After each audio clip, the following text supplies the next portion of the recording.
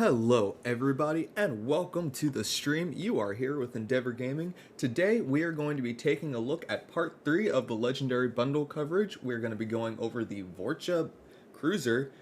We are going to spend some time doing some TFOs and showing off a Disruptor build.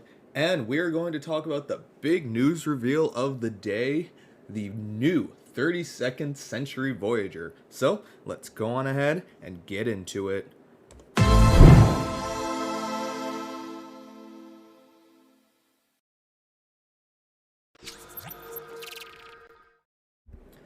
So we are here with part 3 as promised, and we're taking a look at the first of the Klingon ships and the first Klingon ship on my Federation character, the Vor'Cha. So I didn't have a ton of time to put together a build on this, but I have something that will at least get through some advanced TFOs here. I hopped over to the exchange and picked up some Jet Disruptor dual beam banks and got them up to Mark 15. Haven't re-rolled most of them yet, but I imagine I will do something similar to my Phaser Beam Overload build, and probably go for crit D damage times 4, once I have them all the way upgraded to Epic. Also went and picked up the Disruptor version of the Wide Angle Beam Bank from the Discovery Reputation. And in the rear here, to fill out our slots, we have the House Martok Disruptor Energy Weapon, which is an omnidirectional beam. We have a Jet Disruptor Turret, and we just have a crafted omnidirectional disruptor beam array. So, like I said, some of the stuff is upgraded, some of it isn't. Taking the stuff I can use, I threw on the harmonic resonance relay for that disruptor damage. And I had the counter command multi-conduit energy relay, but I now remember that there are some better options as far as that goes. Namely from my other ships, and that would be the 2-piece set with the hydrodynamics compensator, though I think I can get away with having this here and filling out that 2-piece set as well, since I don't have the disruptor weapon crafted here, and it looks like we are good. So we have a 7.5% bonus Cat 2 boost to my disruptor weapons, which should help us out just a little bit here. So let's get queued up for some TFOs, shall we? I don't quite have a screen on this one made yet, but I will be going through the backlog of Klingon ships I do now have between this and the Burrell and a couple of other ones I've been messing around with, so stay tuned to see some of those. I have not done a whole lot of testing for this ship yet, so here's hoping I don't blow up on stream, because that would be just a little bit embarrassing now, wouldn't it? Overall, I have to say, it's not a bad looking ship. If you are into Klingon ships, I can definitely see this being, moderately attractive. It's got some good traits. The nacelles look pretty cool, and I kind of dig it. I don't really have a big opinion on Klingon ships. Up until this Klingon recruit event and the Legendary Bundle, I had never even made a Klingon character, and I definitely hadn't flown any Klingon ships, so this is definitely a new one. And hello Arceus, how are you doing?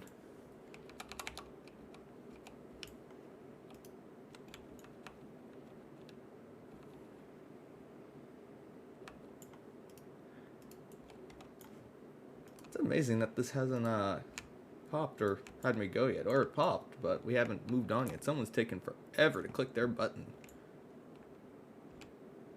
I also got to get the event TFO done today, so we'll probably get that done too right after this TFO. The ship does take just a little bit of getting used to, though. I'm not gonna lie. It's different than what I'm used to. Oh boy, looks like we got a ground. So what are we gonna get? How bad could it possibly be? Oh yeah, we were in the same instance. What ship were you flying there?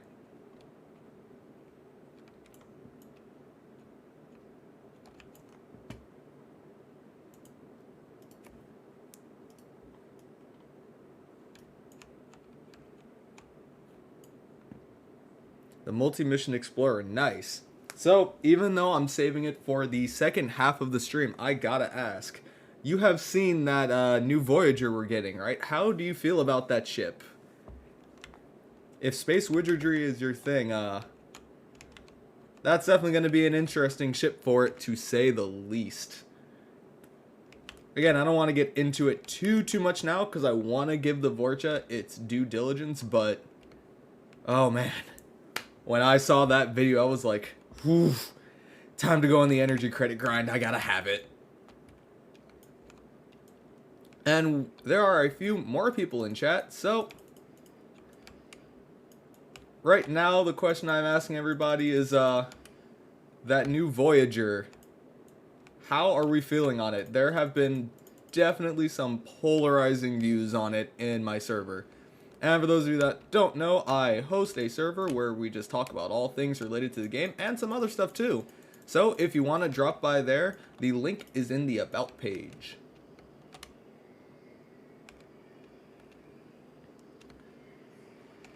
I'd fly it if I had it. Yeah, honestly, I like doing a little bit of space magic, especially on my main, but like, looks alone, and this is going to be a really different opinion from a lot of people, but I freaking love the look of that ship. Like, I think it looks amazing.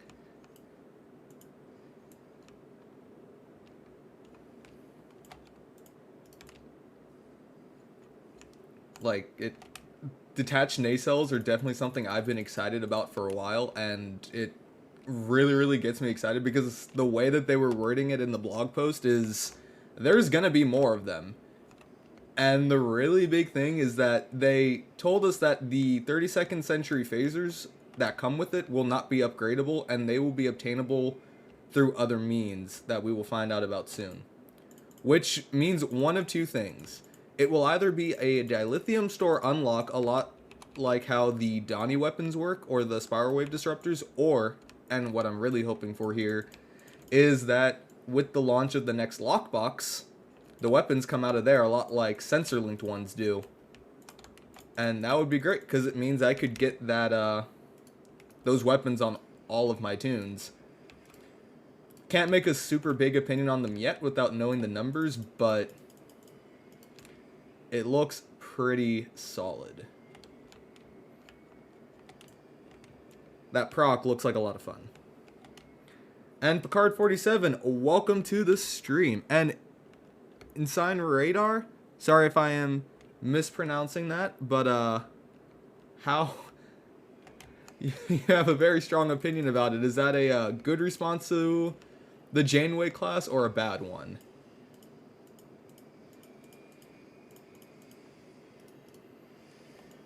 Oh, good to hear.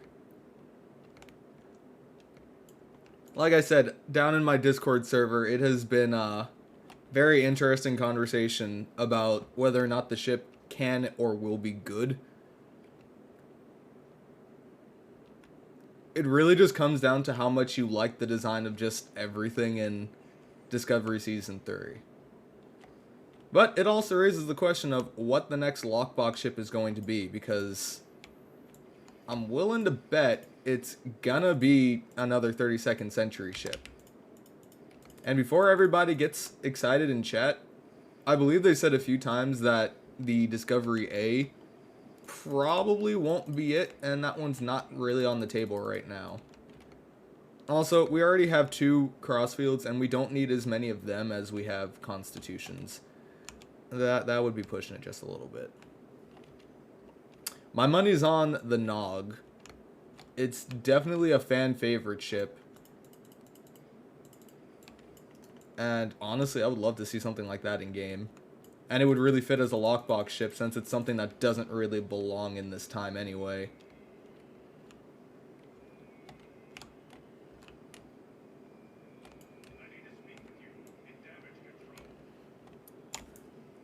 As says this dude, he needs to speak with us in damage control.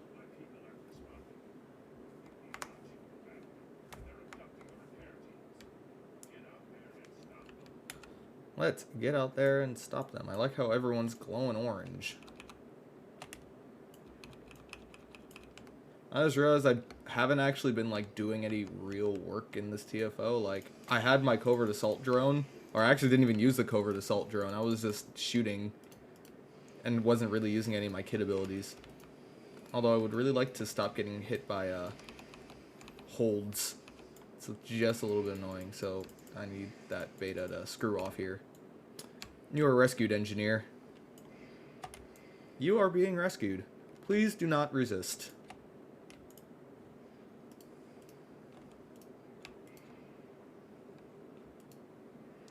Get this thing going. Get over here.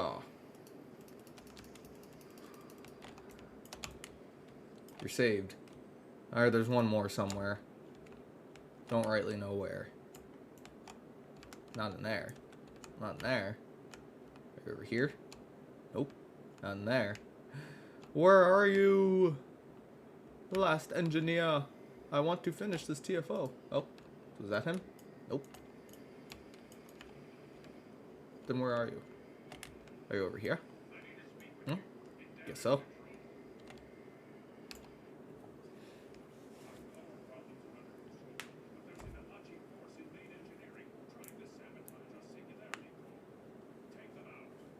Yeah, I think I'm just gonna Red Angel the Predator out of my way and go for the device, to be honest. That's usually what I do. Like, I'll go here, get him out of my way, and then just get the device while I don't have to deal with him. Boom, got the device, and eventually he'll come back in so he can finish dying. Eventually. There we go. See, everybody wins. Even got the optional. Great job, full marks all around. So let's go back to focusing on the Vor'Cha here. I definitely need to do like an actual mission playthrough with this that means something, so let's go ahead and head into the event TFO. We're obviously going to do the breach because I don't feel like doing that TFO again. If I get storming the Spire one more time, I swear to Christ. Those of you who were here last night remember how absolutely terrible it was. I got the TFO 3 times. But it's not supposed to be in the random TFO rotation anymore. But that's a lie. They lied to us, guys.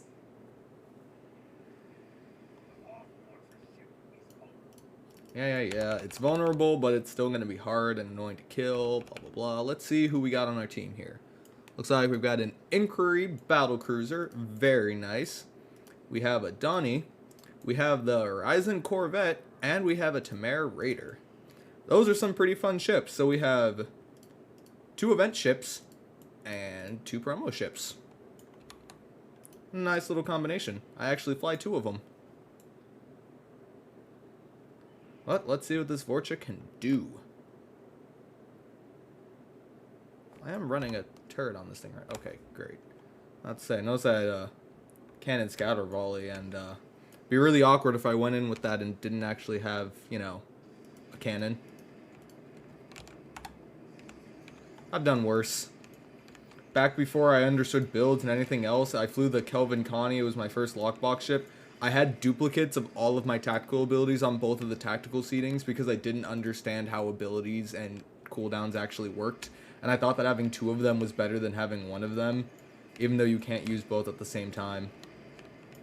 Those were dark days. But I've grown as a shipbuilder somewhat. I can at least slap together a somewhat sensible build in a short amount of time. Like this one. Even though for taking out hard points, this probably isn't the best ship for it, because, you know, beam overload. I can only shoot at 1 hard point at a time instead of like 12 hard points at a time. I know one dude on the team is really, really far ahead, but I'm just trying to take these things out. Structural integrity node destroyed. Let's move on. I also did not upgrade this thing to T6X quite yet. I want to try a similar build and see if I can get the same sort of numbers out of my Klingon recruit. And if it works, then I will actually take the time to upgrade it to T6X. And if not, no harm, no foul. is basically my logic here. But, question for the chat, how many of you guys bought the 2021 Legendary Bundle? Let me know. Because I know a lot of people who bought it, but I wouldn't say that they really speak for the entirety of, you know, the player base.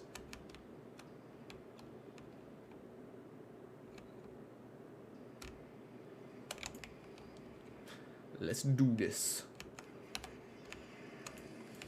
And Picard, you got it. How do you feel about it?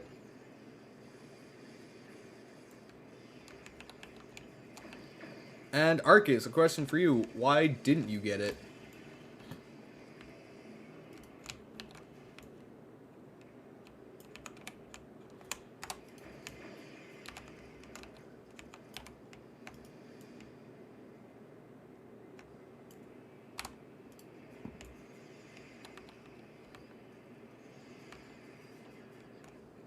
Not sure yet. One flight is no opinion. That is definitely fair. I will say I have flown now in some capacity. 3 out of 4 of them, and none of them have really disappointed me yet. Like, the Ambassador doesn't blow me away. Let me stress that. It doesn't blow me away, but it's also not a bad ship. And if you have more than one character, it's a really solid ship to have on other characters.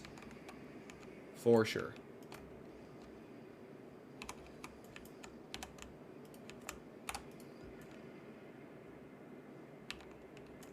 That is not the real sub-power core. No automatic weapons! You've betrayed me! Ah!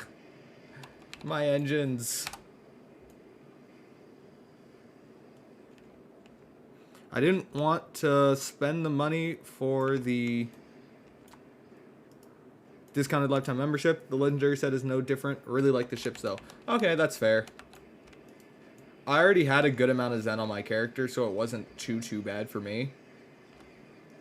But I can definitely understand that. I just wanted to try out the ships, and I don't have like a whole heaping ton of promo ships. Like, I have the Donnie and the Inquiry, but for promo ships, that's it. And I have kind of a handful of lockbox ships, but these were pretty good ones. And if nothing else, they are great ships to have in your Admiralty roster. So that's always a plus.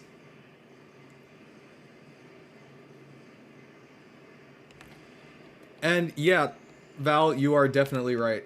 You know, up until I read who had sent that chat, I was going to say, like, I have a friend named Val who said the exact same thing about the ship. That it tries to be a budget vengeance, while not really being budget or vengeance. I will say it turns better than a vengeance, which is a plus.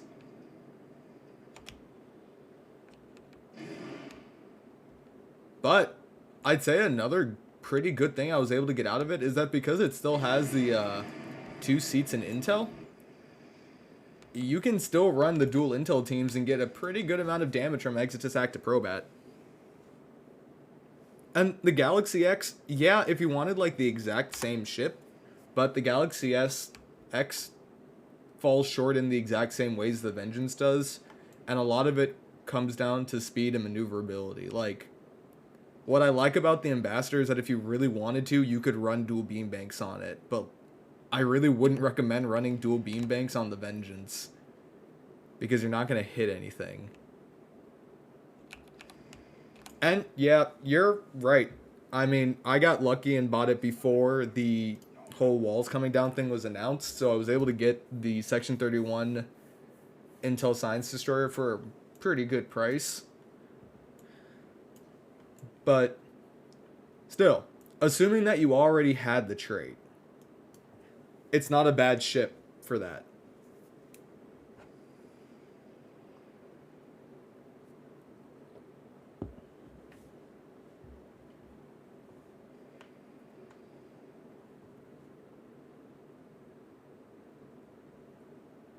Yeah, the Arbiter is calling, but honestly, like, besides the trait, the Arbiter wasn't super great at turning either.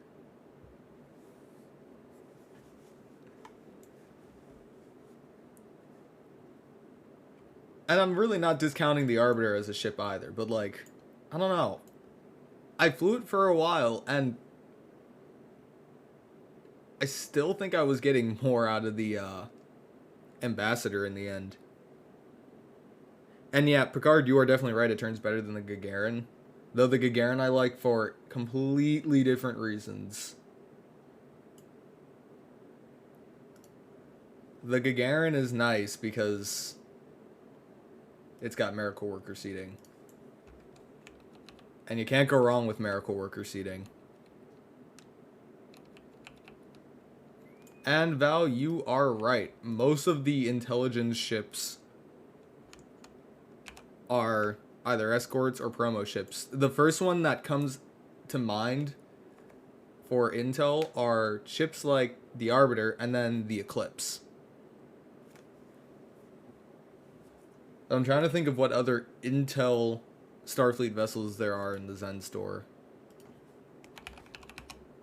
I guess there's the Bunny Ear ship, the good old Archon class. And then there's the Somerville as well.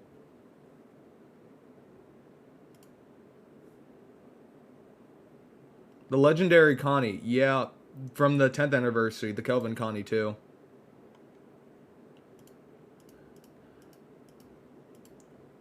And you know, I don't even think that the Eclipse Intel Cruiser is bad, but it suffers from being one of the first ships with a specialization that they released, and that kills it.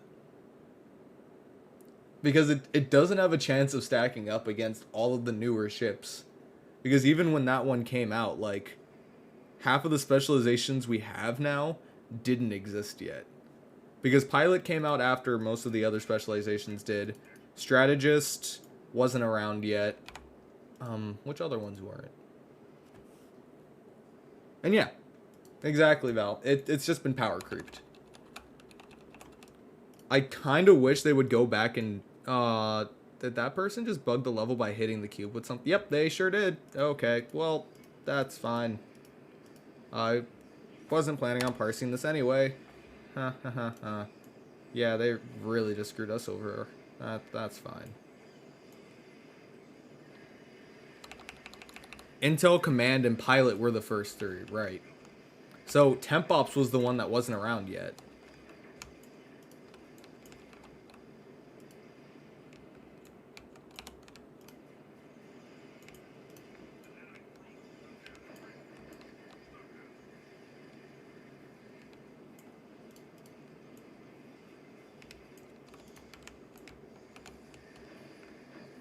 Also, the legendary Coven Connie is a great dual beaming platform, yet another Vengeance alt, but for different reason than the legendary Galaxy X.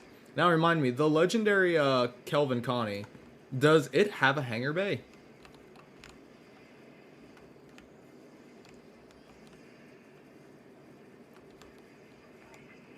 I always forget if it's a battle cruiser or if it's a dreadnought. Okay, it doesn't, so it's a battle cruiser. Honestly, I guess that kind of makes sense since we never really see anything to suggest that it would launch attack craft. The shuttles in the Kelvin movies usually end up being cannon fodder. It also doesn't have cloak yet, is full Intel spec. Yeah, I can see that being kind of annoying. Though, speaking of cloak, again, sort of hinting at what's coming later in the stream, 32nd century Starfleet ships are cloaking capable, and not only cloaking capable, but battle cloaking capable, and that's gonna bring up some very cool things. Namely in the Klingon recruit department, because if you still want to fly a Federation starship, you got a Federation starship that you've got your normal battle cloak on, and I see that being as a big win.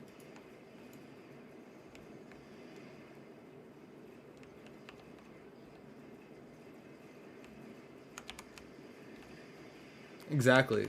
They haven't said a lot about if there's going to be a set bonus to upgrade it to an enhanced battle cloak, but either way, I am very excited for it. This tactical cube needs to go bye-bye. Come on, go bye-bye, Tactical Cube. We don't want you here anymore. There we go. Woohoo!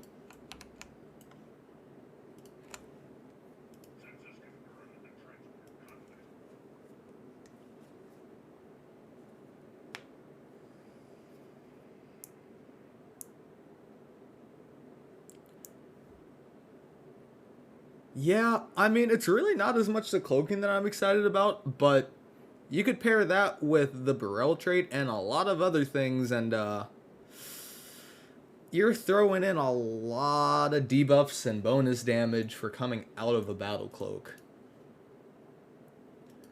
That's a lot of damage on the table.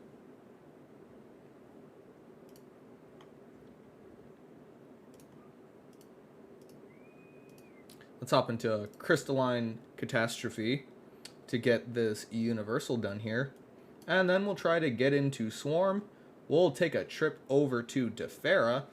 And after Defera, we will head to DS9 to get some gold pressed Latinum.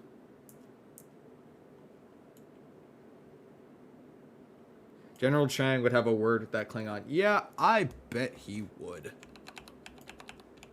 It's weird. The Klingon mentality about cloaking is either it's the best thing ever or we hate cloaking, it's for cowards, piss off. No one ever just feels neutral about cloaking. I don't know. I just have mixed feelings about cloaking. I'd say unless you're getting a benefit out of either cloaking or decloaking, there's no point.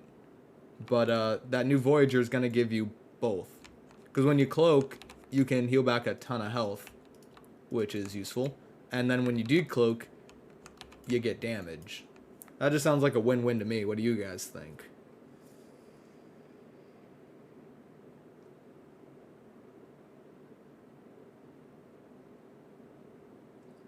Piss off, cloak. Yep.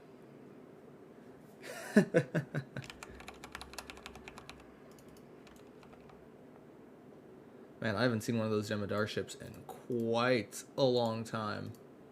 Oh boy. And that's a really good one. That's the Dreadnought carrier. I believe that's the one that has a pretty desirable trade off of it for pet builds too, if I'm not mistaken. Oh, here we go.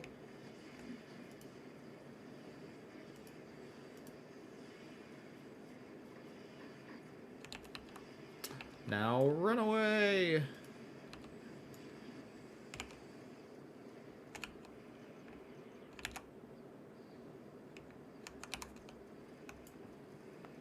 That's the T6 version of the Dreadnought. Unlike the T5 version, it's a bloody promo ship. True.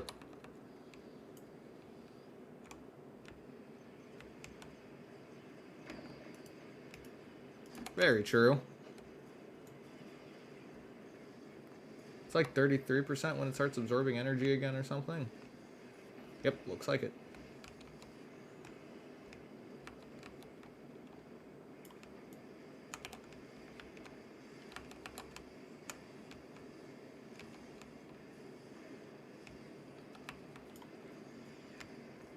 Let's hit it again.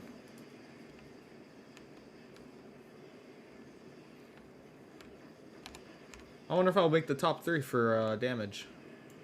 Oh, first place. Well, that is considerably better than I thought I was going to do, not going to lie. Alrighty. Nice. Nice.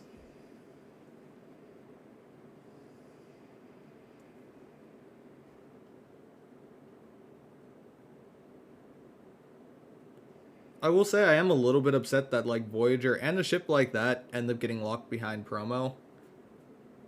I'd say the only thing that upsets me more is knowing that I can't use the free promo ship we're going to get the new Voyager, since, you know, won't be available since it came out after, what was it, December 31st of last year. So, we gotta destroy some Herc frigates, and that means we need a great ship to take out a lot of frigates all at once. That means it's time for some scatter volley. Taking out the Einstein.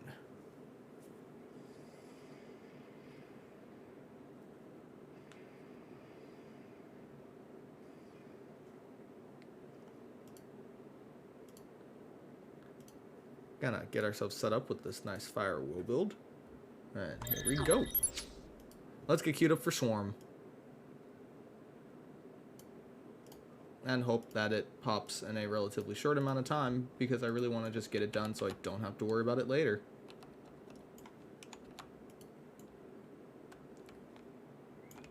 Yes. Great. It would have been really awkward if that had taken any longer. And for those of you that don't know and are curious, the visual on this ship is actually not the Section 31 Vanity Shield, but if you own the Vengeance class, you can use these dark colored skins on all of the other Kelvin Timeline Federation ships.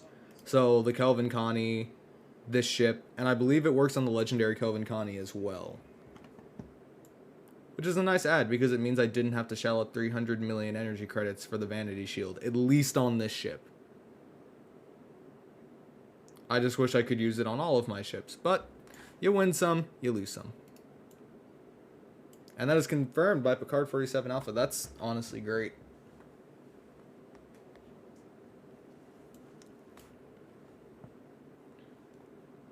Do any of you guys own the Section 31 Vanity Shield?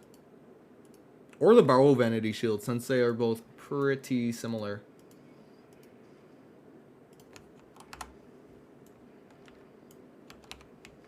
Oh, let's see. I've got a thing saying, held a message for reason. Hostility. Ugh, more reason to buy the Vengeance.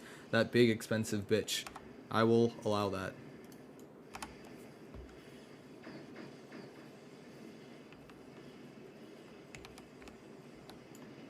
Incinerator has it. Okay. It is a very nice looking Vanity Shield. I probably should not have sat there in the wake of all those warp core breaches. In retrospect, that probably wasn't the smartest idea. Yeah, but Automod saw right through your censoring and raised you another sensor. Nothing gets past Automod. It is all-knowing and all-powerful.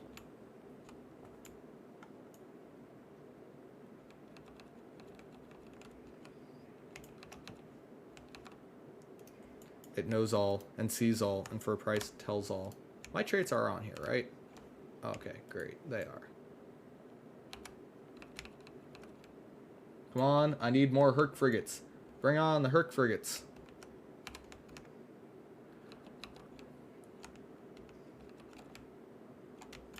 Bring on the Herc frigates. Yes. Get out of my way, Odo. I got Herc frigates to destroy. I always forget if that's referring to the Ravagers or the Swarmers. I should probably check and make sure, otherwise I'm gonna... Okay, it's the Swarmers. Good to know. In that case, blowing these guys up does nothing. I need to aim for those guys. And that guy.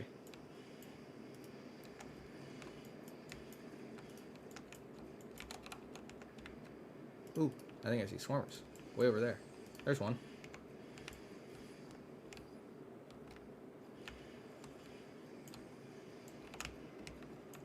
Swarmers. I see Swarmers. I need batteries. Why do they keep on equipping themselves?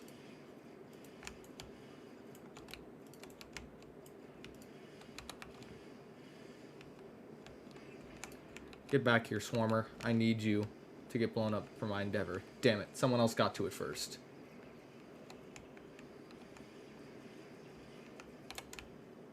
So sad.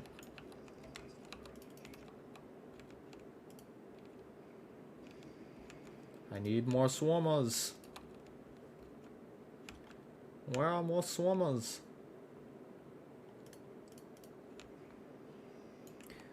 I require more sacrifices. So where are they? Come on. Come on.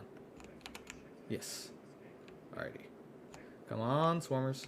Here, Swarmers, Swarmers, Swarmers. I need to blow you up. Oh. Another one of those. No, don't blow them up. I need them.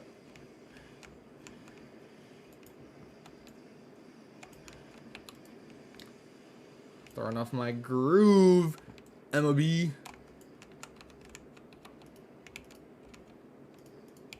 I went off my groove.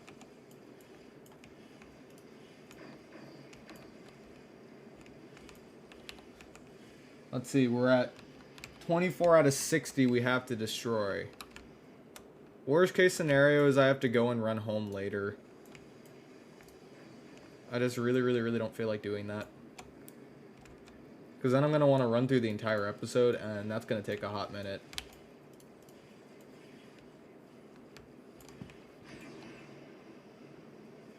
Oh, that was a lot of torpedoes.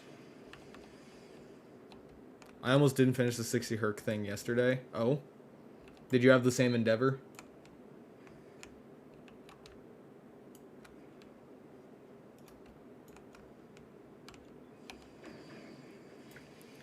And yeah, I know I can just run the beginning part, but it's easier to just do this TFO. I get more out of it.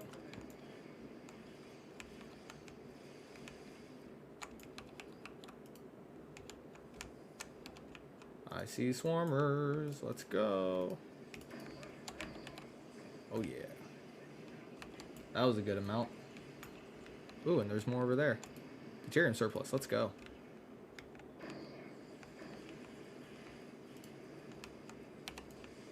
Oh, and there's the hive. Convenient.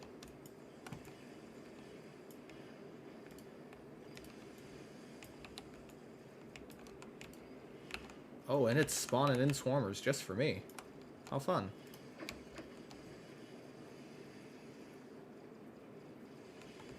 You get time. Yeah, that's true.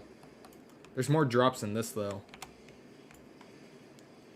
Plus, this Vectored hive is feeding me swarmers, which is making my life pretty easy. It's feeding them to me. Now I only need 12 more before this TFO is over, so I think I'll be fine anyway.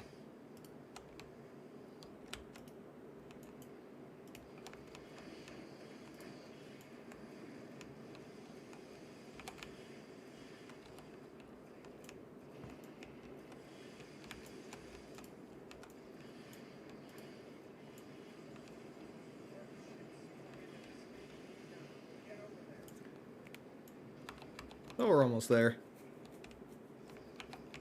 12? Impossible. Nothing is impossible. It's the plausibility of the impossible. Also, did I say 12? I meant 9.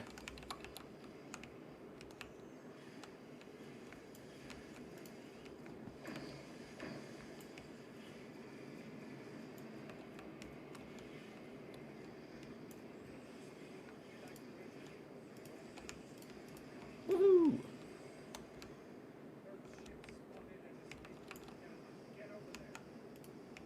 Alright.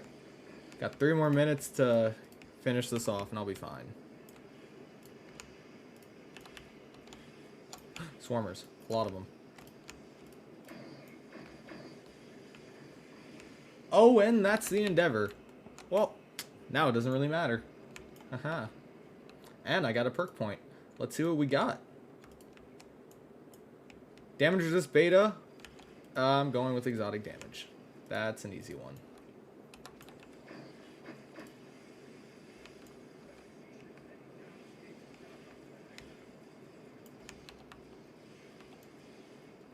Easy, easy. No problem at all.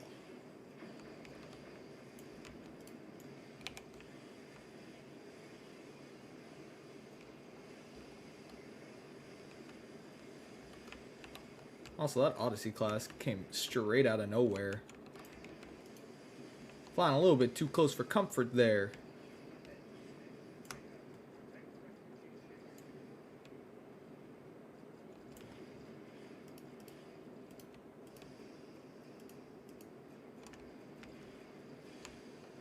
And we got those two. Now I just need to finish this off. It'll take another 2 or so minutes. And we'll be good to go for the last 2 endeavors. Arguably way easier than this one.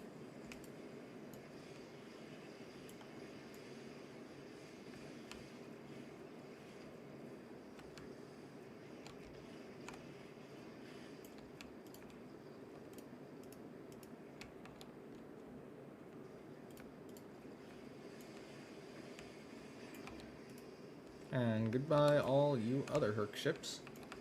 Because you're dead. So Val, you said that you were still very underwhelmed about the new Voyager coming out. So I have a question for you, and basically everybody else watching. If you could change one thing about that ship, what would it be? Whether it be weapon layout, support, specialization, anything. What would you change about it that would make it a better ship in your opinion?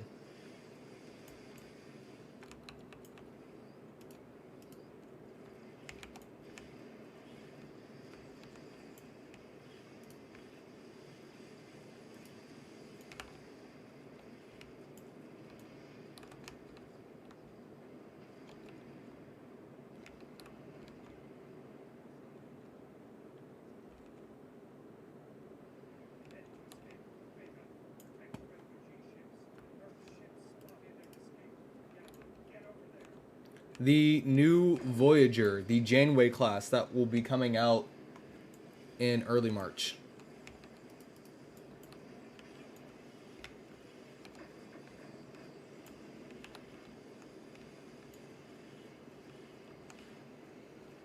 Swap the command seat to a temporal. Yep. Honestly, I think that was my first thought. Why temporal isn't the primary?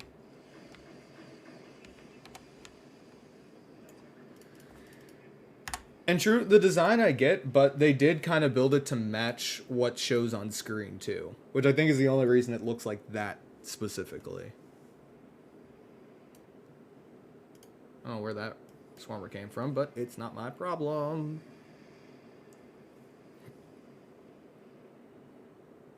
Oh well.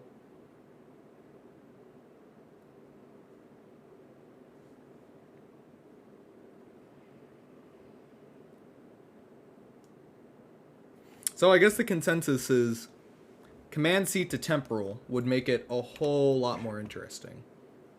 Is there any ship that would then have basically the same specialization layout, seating wise too? I can't remember off the top of my head.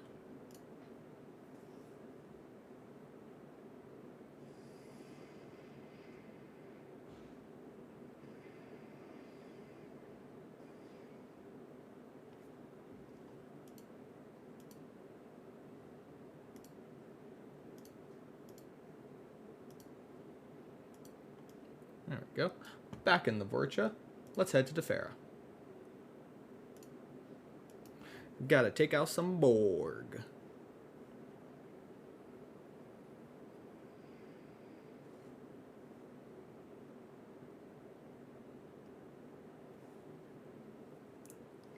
This should be fun. I'm excited.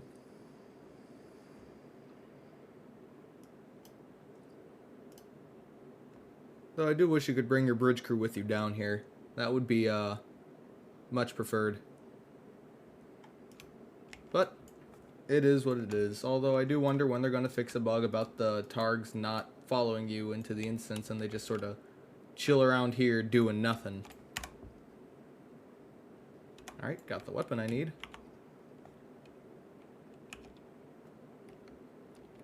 Rare combination that is actually useful. Yeah, I'm trying to think of other ships that are like that.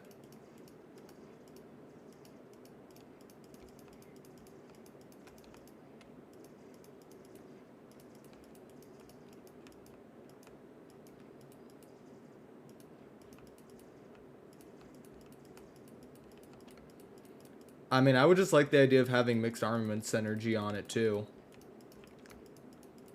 Because then if you had torps, you'd really only need to run a turret or something. Or you could even run an omnidirectional beam or something in the rear and be okay.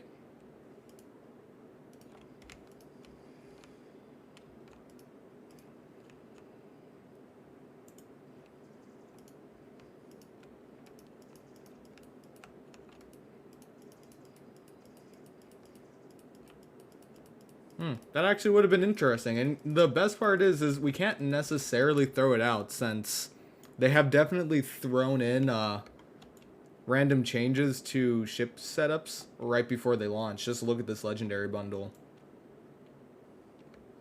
I'm not going to say they are or aren't going to, but Chances for changes are always on the table in a game like this.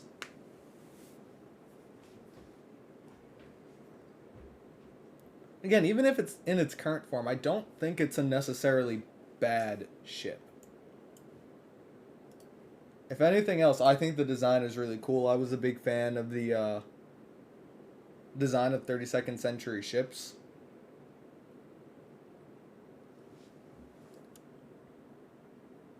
The kit module I was using that has the ground control effect. If you're talking about the one that was throwing people on the ground, that would be the gravity containment unit. It comes out of the Discovery Legends reputation.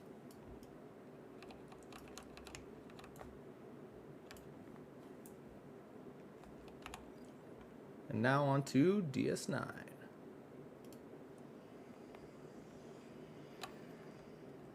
It is fun. I wouldn't say it's the most useful kit module ever, but if you ever have like a big group of low health enemies, like if you're ever surrounded by a bunch of proto drones, you can basically one-shot them with it.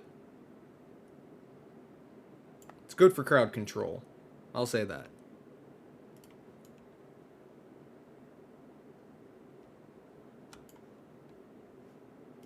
I just overshot DS9. I should probably turn back around.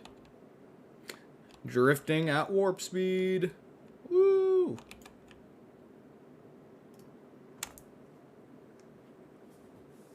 Moving at the speed of sound.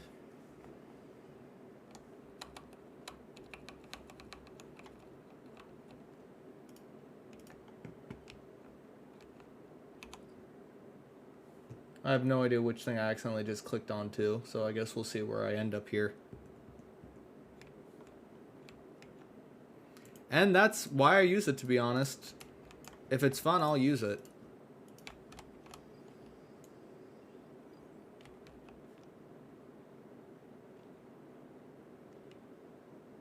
It's usually what I go with. Though I do use the covert assault drone because it is useful. It also has the benefit of looking good. Let's make some bets. There we go. 10,000 on 3 should be enough. Assuming I win more than nothing, I should be all good. Yep, okay. Great. And the endeavors are done.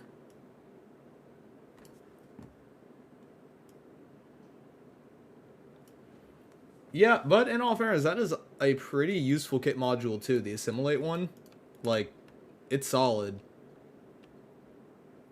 You get an assault on Terra Ignore or something, that is a very good one to have.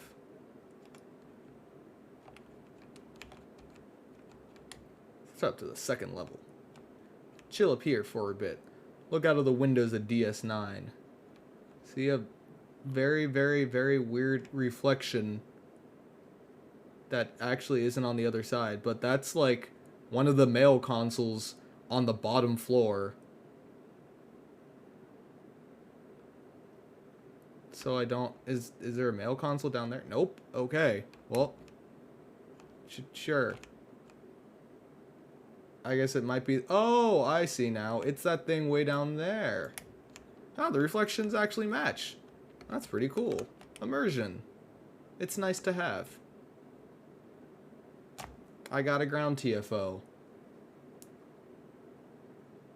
What's it gonna be? Oh no. This is unfortunate. Well, if nothing else, I don't want to stay sitting still here. So this is what we're going to do. We're going to put this thing on, right? Which of course takes 20 seconds to start working, but it'll all be worth it in a minute. As soon as I get the hell out of here. Come on, let me out. Let me at him. Let me at him. Come on. There we go. And now we're free. And I really need the other thing back, so can you take me out of red alert, please? Thank you.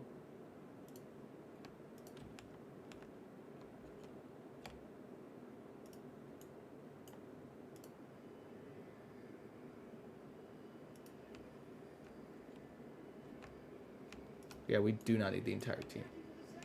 Oh, well, got lucky on this one.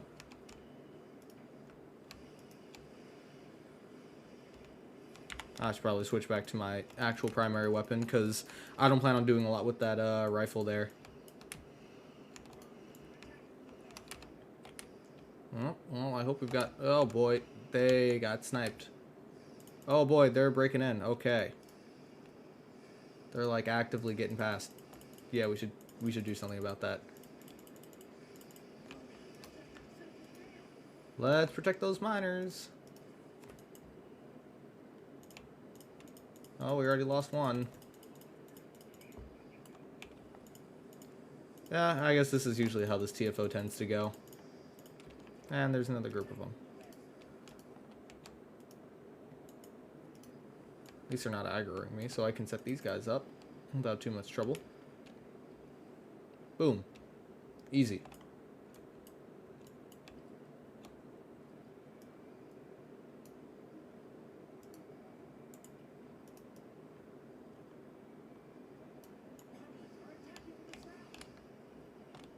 Yeah, they've got it covered over there. I should probably get set up over here. They're fine.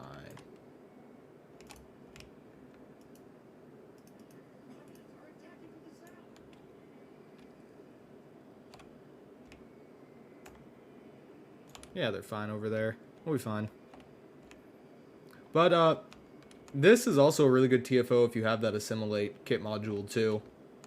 Those Romulans are far less annoying when they're working for you.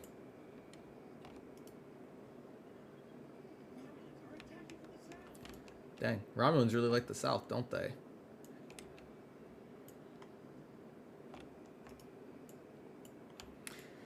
I guess we just don't have a lot to offer over here on the west side.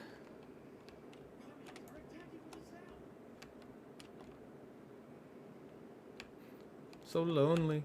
No Romulans want to attack me.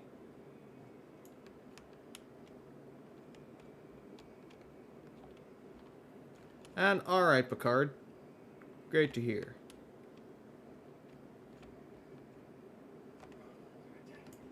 Finally.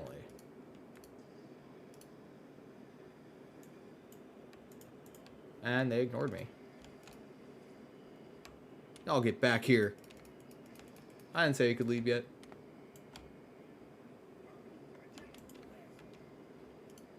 Hey, now we're 2 for 2.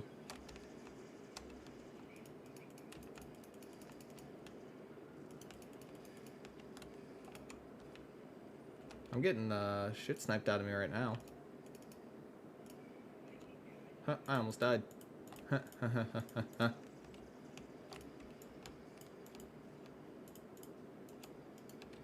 Didn't pay off too well.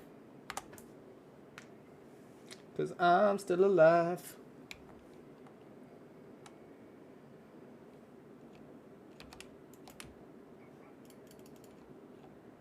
Ooh, I've got a great idea. Instead of dealing with this like a reasonable human being, let's do this instead. They also destroyed my Agni field generator, and I don't appreciate that very much, so, you know, get wrecked. Let's also stop you from using a bunch of your handy-dandy abilities there.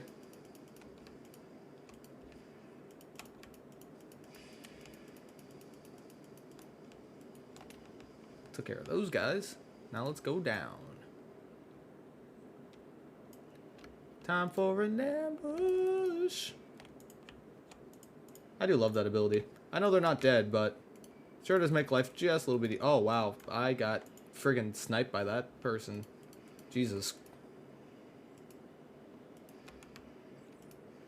And that's why the Red Angel suit is handy, because respawning would have been kind of a pain.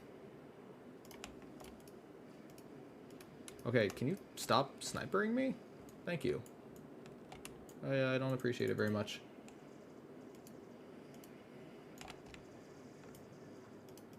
Also apparently lost half of the Gorn miners. Probably not great, but it is what it is.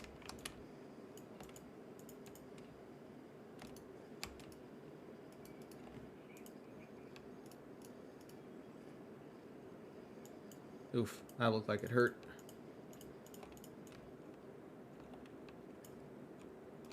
Now to continuously set up the Agni Field generators and see if I can get kills.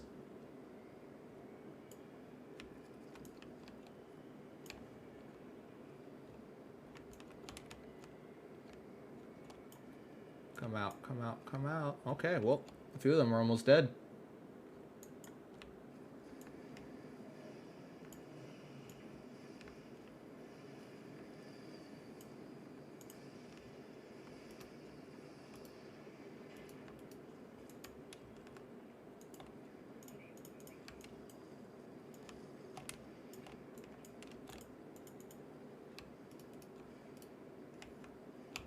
Oh boy. Wow, I almost got sniped back into where the grenade was gonna hit. Oh, wow. During a combat roll, getting sniped. Yeah, I know I don't have anything to frickin' cure that. Oh well. It's fine.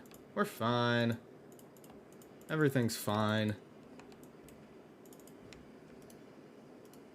I'm gonna pull these guys down from there.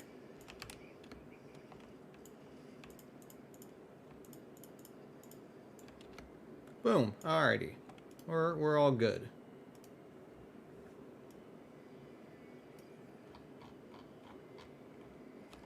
We're all good in the hood.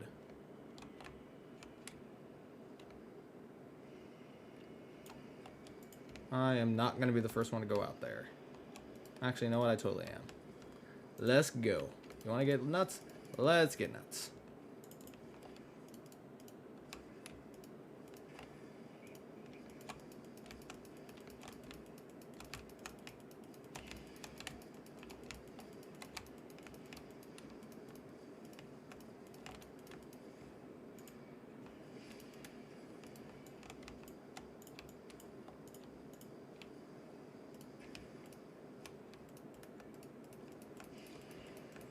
Oh, nice of them to stop by. Who's left?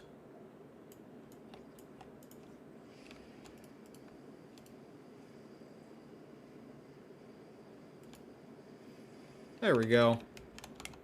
Now time for the real fun part. Taking on the Nakul. But, since we're in kind of a lull, I think now is a great time to start talking about the now main focus of today's show, this thing. These are the current stats from the blog post on the new Voyager J. I'd say right now the big question is, what are the weapons going to be like? The proc looks pretty cool, but we don't have numbers. We don't know how you're going to actually obtain the weapons in an upgradable form. And they're the wrong color. So Val, I know you don't like the ship, but what do you think of the weapons so far after finding out the proc on them?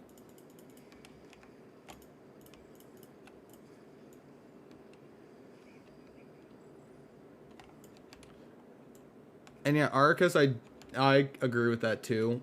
I really did not want a 3-3 science ship. Not another one. Otherwise, it would have been... Like, I've flown the Somerville, and I do not like the weapons layout at all. So I'm glad we got a 4-2.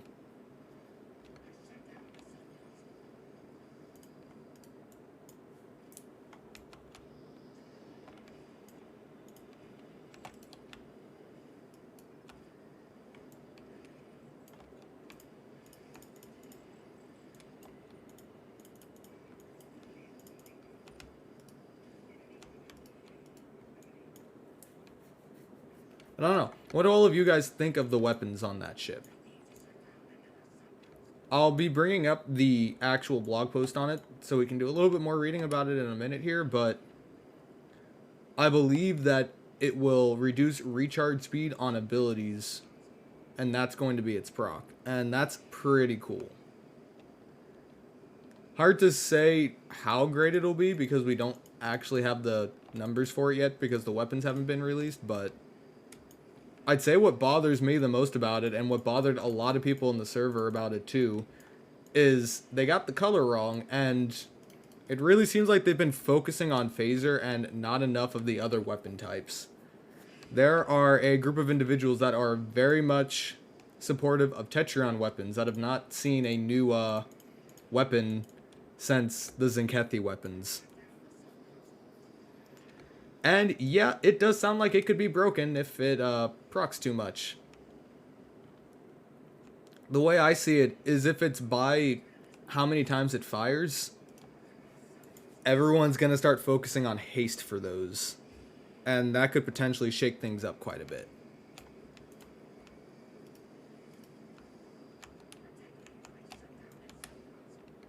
So it does worry me about whether or not they're going to get nerfed later.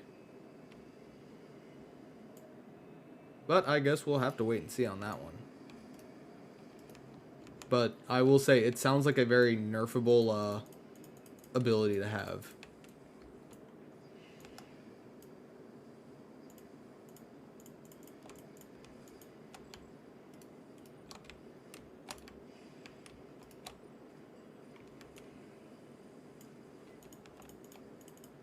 But if nothing else, I will say that right now, what stands out the most about this ship by far, freaking detached nacelles have made their way into Star Trek Online. And more so than that, in the video, you might notice that when it goes to warp, the nacelles still turn up like the original one. And oh my gosh, I cannot get enough of it. I already can tell that I'm going to be spending time just warping in and out of systems just for that solid animation.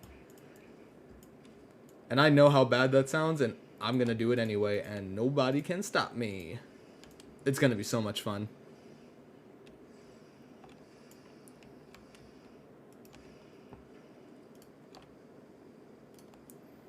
But yeah, and you are definitely right. It will be a fun one to run. What really excites me is because the weapons are going to not come with the ship, not the upgradable ones, it basically confirms we're going to be getting other 32nd century ships here in the future.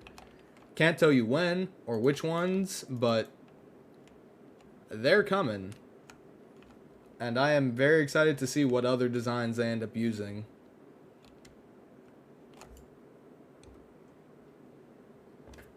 Let's see, I've got some injuries here that I need to take care of, because I got sniped a little bit.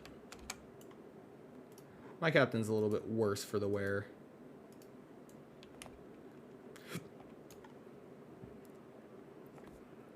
But we are going to take a quick 30-second break here, and then we will be back to talk more about this beautiful ship.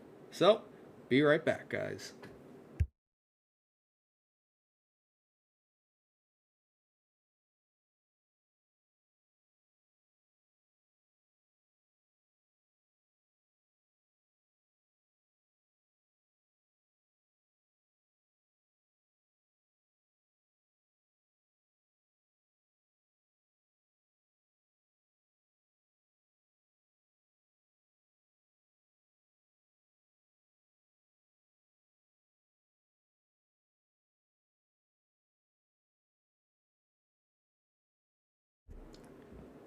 And we're back again, talking about the oh so pretty new USS Voyager J, Janeway class. That's a lot of J's.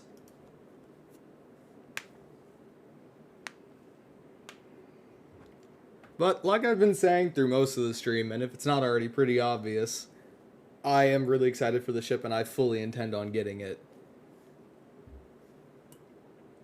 I think it's going to be a solid science ship, and I really can't wait to fly it. Not just because of the weapons or anything else, but it just looks freaking awesome, and I want to fly it.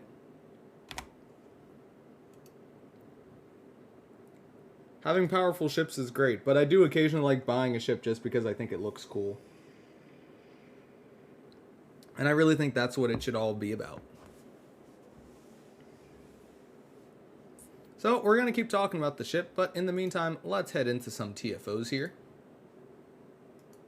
We are going to hop out a DS9 here in the oh so satisfying to fly and favorite ship, the Inquiry.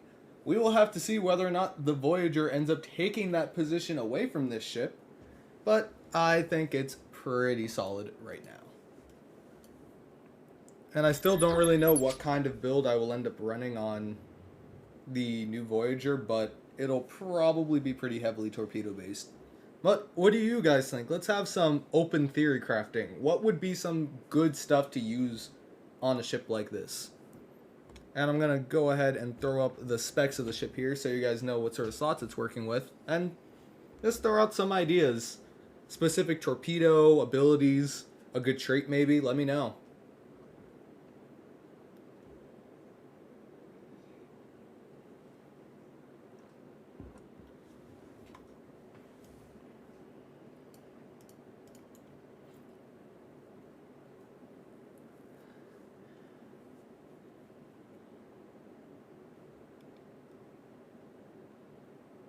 I think right now my mind is pretty heavily leaning into torps, maybe using the Disco 2-piece set on it as well, or possibly even going full boat and going for the 3-piece. But I imagine that the phaser wide-angle beam bank will probably make its way onto the build one way or another, and the morphinogenic set, like Val was saying a little bit earlier, will probably weed its way into it as well, just out of sheer necessity.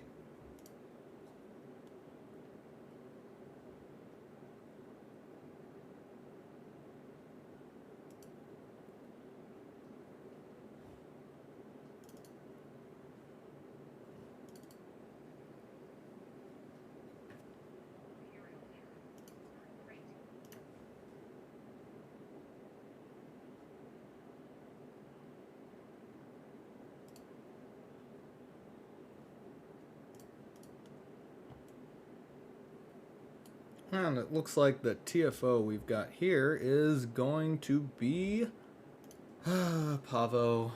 Fun. At least it's not storming the Spire. That's all I can say. At least it's not storming the Spire. So, I guess it could always be worse, right guys?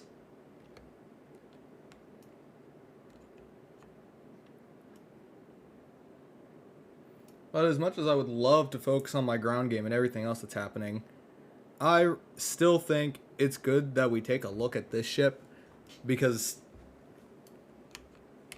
it's still going to be such a contentious thing. Like, right now the biggest complaint has to be over the look of it, and I don't know, it just seems like a really polarizing thing. And yeah, Arcus, you are right. I don't have the Army of Borg on my side this time, so it might be a little bit harder, but we'll see. We will definitely have to see. But like I said, this ship, from what I've talked to about the people on my server, they either hate it or they love it. But it's only one of the two. Like, there is no in between on it.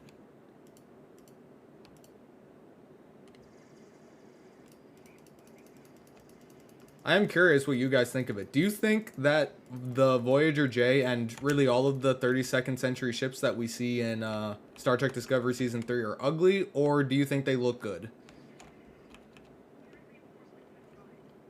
And is the secondary deflector on top of the ship instead of being in the center nose section?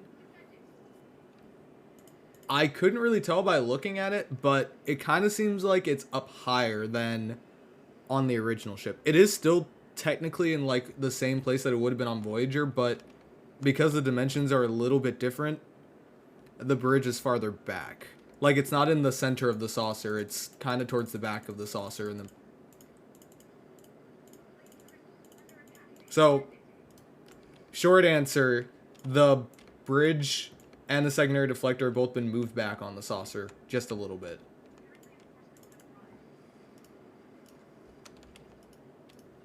Though I will say Disco hasn't been super great about sort of figuring out where secondary deflectors are and if they even exist. Like, on Discovery, we basically didn't know where the secondary deflector was until Season 3 when they mentioned utilizing it, and it's actually that light at the bottom of the saucer section in the middle. That would be its secondary deflector, as weird as that is.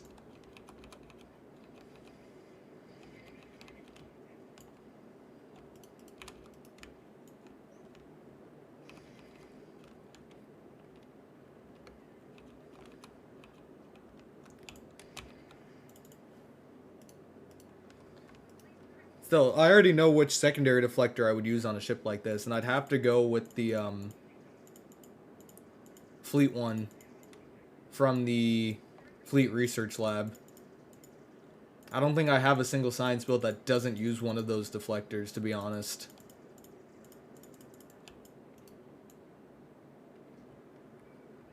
But in going with one of the questions I asked earlier, what's one thing that they could have changed about the ship to make it a little bit more appealing? My big one was, instead of having it just be a command science vessel, change it so that it's temp ops and intel, kind of like the Crossfield, except make it an actual science destroyer. So have it have a tactical mode like the mirror Crossfield, but then have the seating of the original Crossfield, because I didn't think it was actually that bad. Intel Temp Ops is a pretty cool combination. And making temporal primary, obviously. So you could have recursive shearing or something, and then you could run the Intel teams. But then have it have a tactical mode, so you would have a experimental weapon slot. Yeah, exactly. And then have like the nacelles fold in or something when you're in tactical mode. I thought that would have been really cool, and I'm a little bit surprised that they didn't go that route.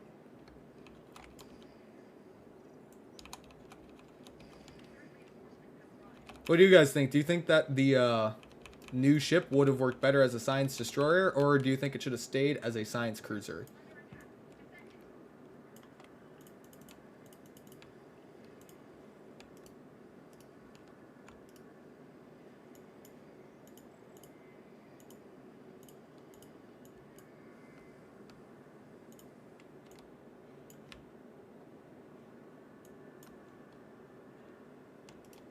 But for more of a long-term poll, down in the About section of my Twitch page, you will find a poll asking yay or nay on the new Voyager J. Feel free to leave an answer there. I'll talk about the results a little bit more on Sunday when I stream again.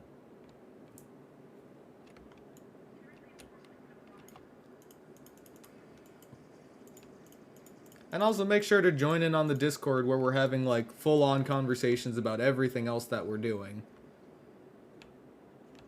It's honestly been a pretty fun conversation so far. Let's go ahead and cut back to this Pavo gameplay here. We're doing pretty well. 2 of the crystal groups are about to be done, and then we'll go back and do Region 5. So, not doing too bad. Haven't been in this too long.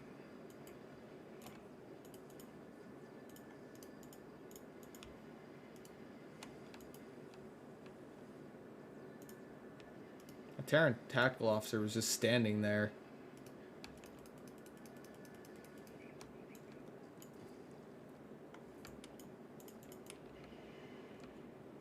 And done. So let's transport back to the Spire here.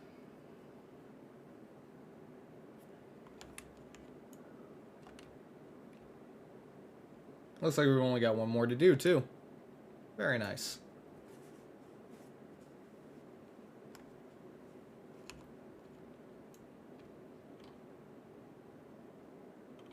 And alright, Picard. Have fun.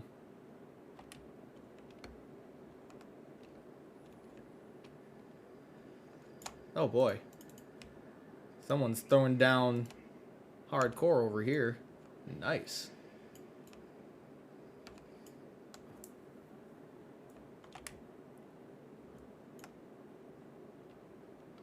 But I guess another question. If you could choose any 32nd century vessel that we've seen so far added to the game, which one would it be?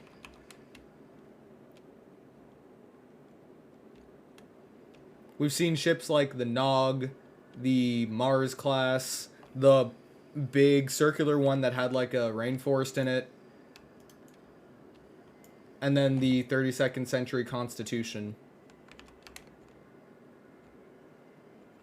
And yeah, excluding Discovery A.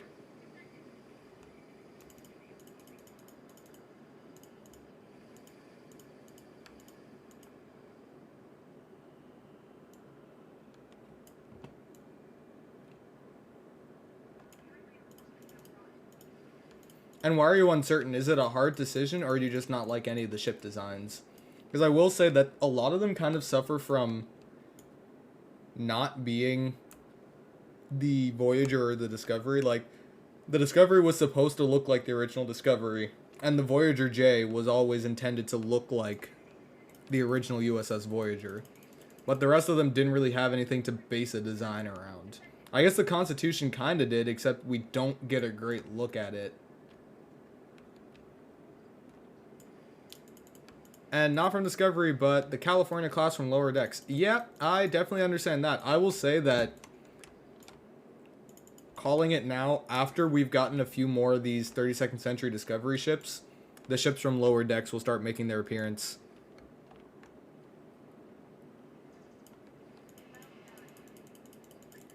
And Picard, haven't seen much Discovery period, so I've only seen a few YouTube vids, mostly from when Discovery first found the Federation. Okay, I mean, they give you a lot of quick looks at the ship, but basically until the season finale, you don't get any real meaningful look at any of them. Which is a little bit annoying. Like, I know that the show's about Discovery, but they do such a poor job of fleshing out the other ships. And it makes me sad. I really want these ships fleshed out more. Like, just look at the Inquiry. There's basically no lore behind it at all, and STO more or less wrote the book on it. They had so little to work off of, to be, you know, frank.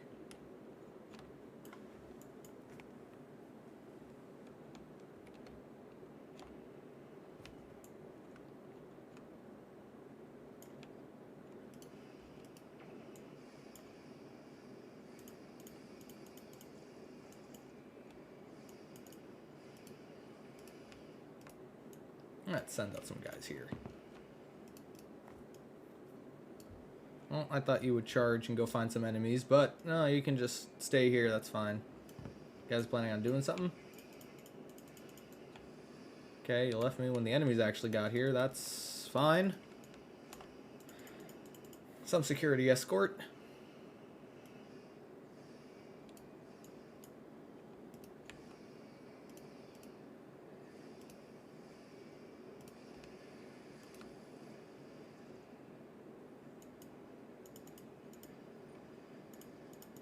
Oh, we got all them. Boom! Easy.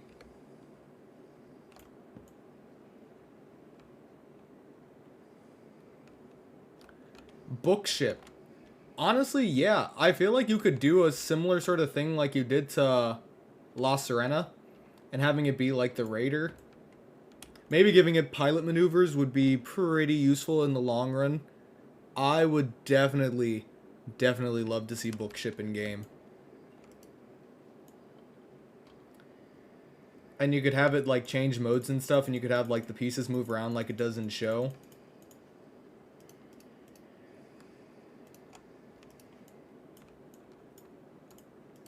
I will say, there's a very long line of ships that I want to see added to game. We have the California class. We have the other synth ship from Picard. We have the other Federation ships that we saw in Picard. The ones that they were using to carry refugees and stuff, the frigates. There is a 32nd Century Discovery, the Nog, the 32nd Century Constitution. Like, oh, there's a long list.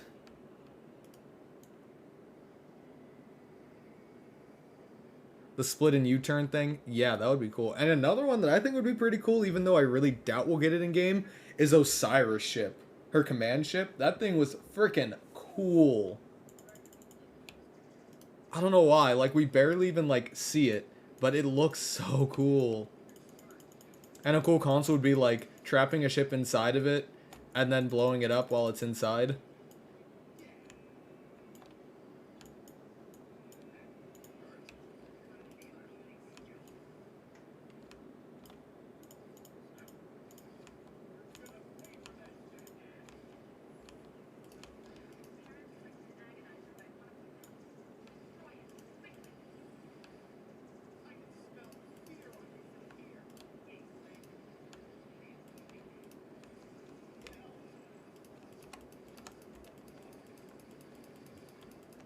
Yay, we protected Pavo or something like that. I don't know. I always forget what happens with this TFO.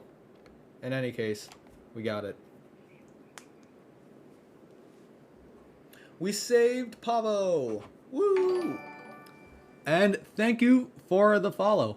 Oh, hi Kenshin. How you doing?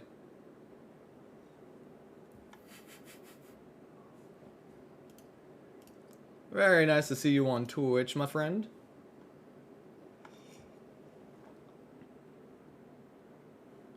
What's up? Oh.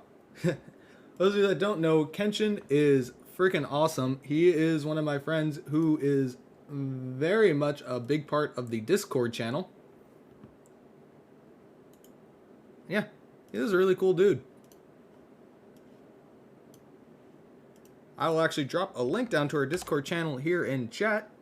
You guys are always welcome to join and talk about stuff. Like this whole conversation about this ship basically sprouted from the Discord, and it has grown from there.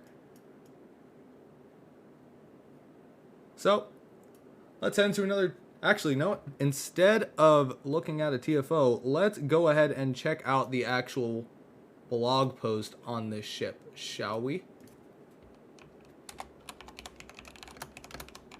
Let's search this up here. The Janeway class takes flight. So, let's take a look at it.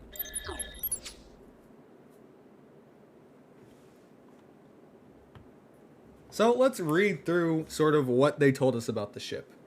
In a distant future timeline, Federation starships have undergone a number of interesting evolutions of both technology and aesthetics. Some still reflect elements of their original lineage, though, as is true with the Janeway-class command science vessel. Drawing its original inspiration from the Intrepid-class starships of the late 24th century, this ship has been updated to focus on speed and maneuverability in local space without sacrificing its scientific capabilities. Unlike classic science vessels, this ship focuses its power output on hull integrity rather than shield capacity, and has also been specifically outfitted to serve as a fleet command vessel.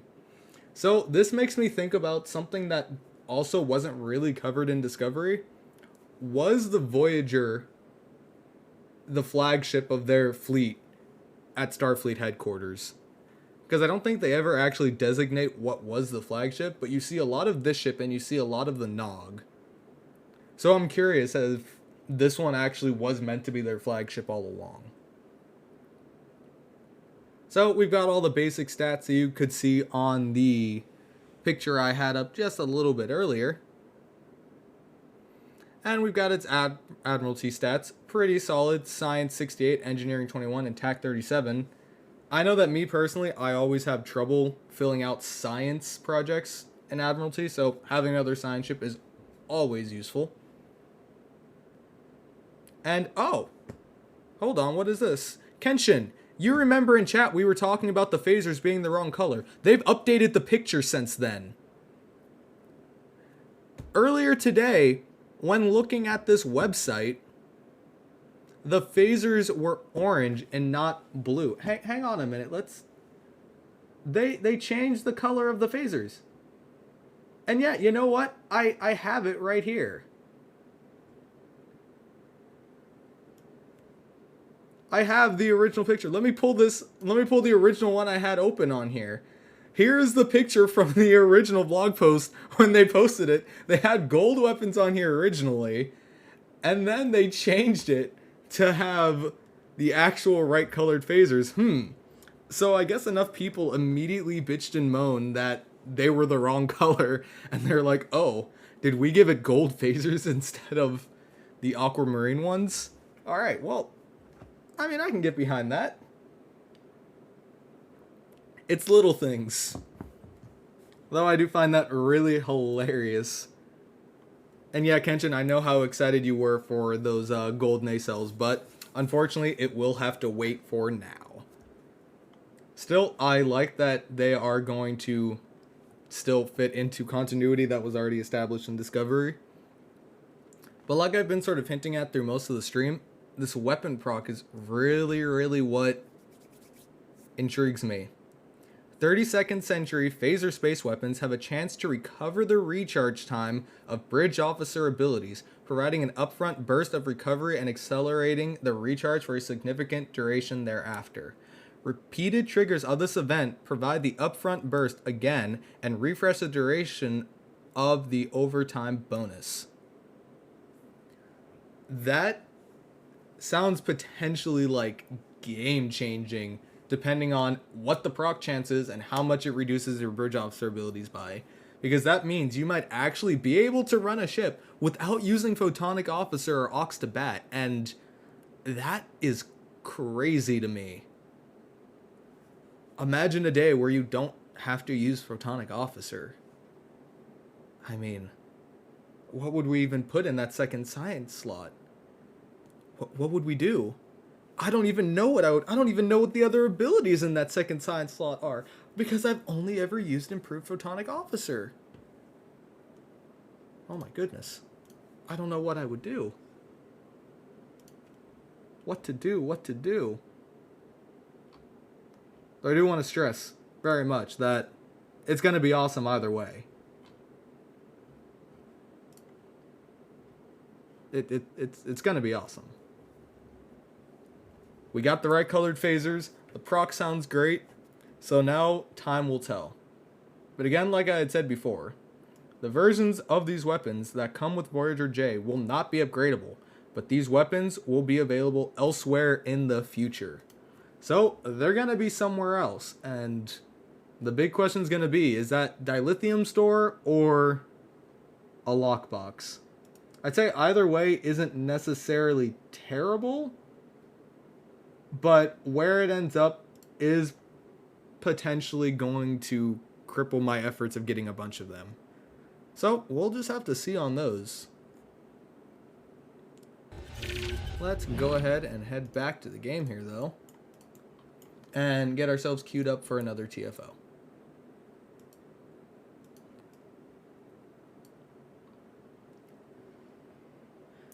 I don't know. I'm excited for the ship, but I'm terrified that like something is going to go horribly wrong with it too. Does anybody else ever get that feeling? Like that it has the potential to be good, but it also has the potential to just piss off the player base like a ton, like the Ambassador class did.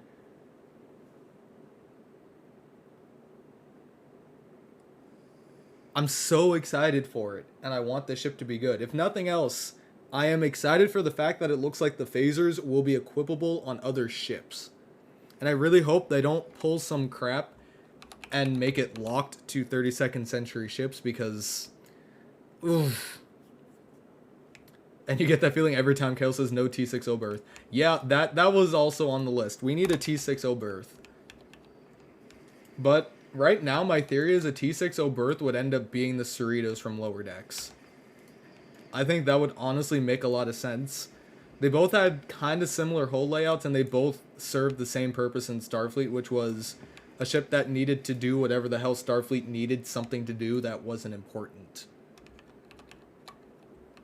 And, you know, is made out of 87% explodium. I mean, it wouldn't be the most out of place thing ever. Oh god, I hope the Nog isn't a T6 32nd century O-berth. That would hurt me emotionally. I don't think I could take that. I would rather play Storming the Spire 12 times in a row. I would actually rather play Storming the Spire 12 times in a row. And I would not go throwing a statement like that around.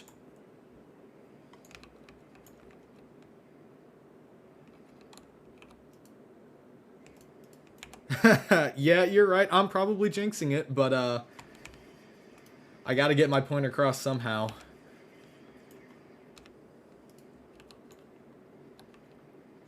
That being said, I do hope we see the Nog.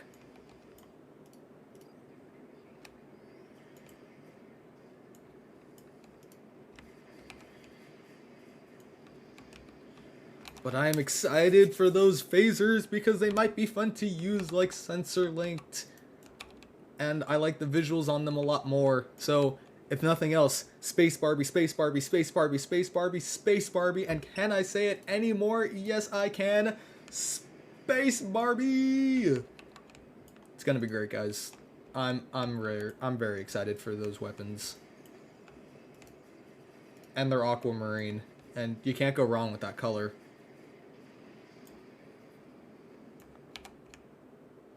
Though we will have to pour one out for the gold phasers that could have been. Guess you'll have to stick with spiral waves if you want that color. So, sorry, Kenshin. Only disruptors for you.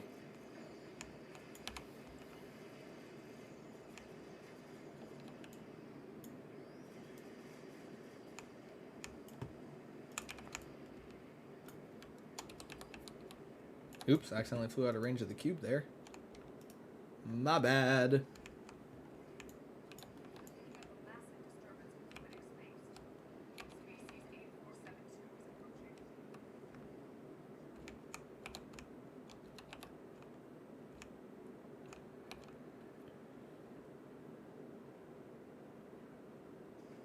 You know I'm going to be chasing them, Kenshin. I mean, I'm assuming that the proc is probably going to be like a 2.5% chance.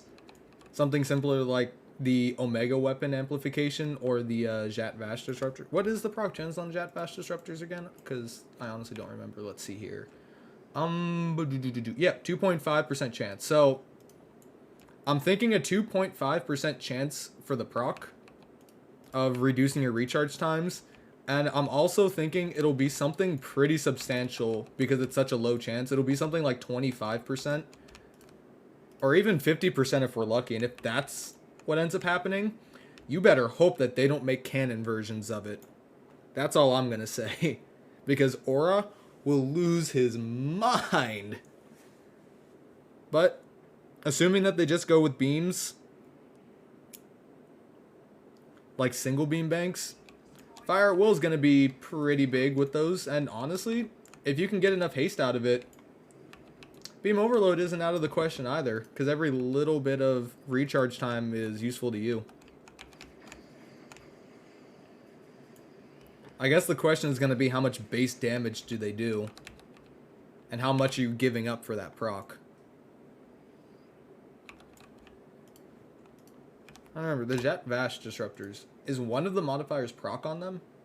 No, it's not. So, you probably won't lose a modifier for it or anything, but for the exceed rated limits build. Yeah, I could see that. I would use it for something like keeping OSS up a little bit more, to be honest. On a build like this, using it with OSS might actually be pretty useful. Keeping those power levels up is always nice. And I don't know if you were, I guess you didn't see it last night, but I ran a Preying Upon the Weak on Elite, and the Solar Flare would kick in, and my shields wouldn't go down because they don't get disabled if the power level on shields is maxed out at the time. Which ended up leading to me getting through that thing without dying, which was pretty freaking nice.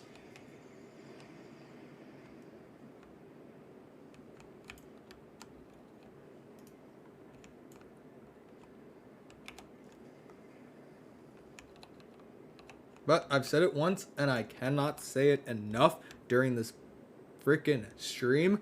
Detached nacelles are awesome.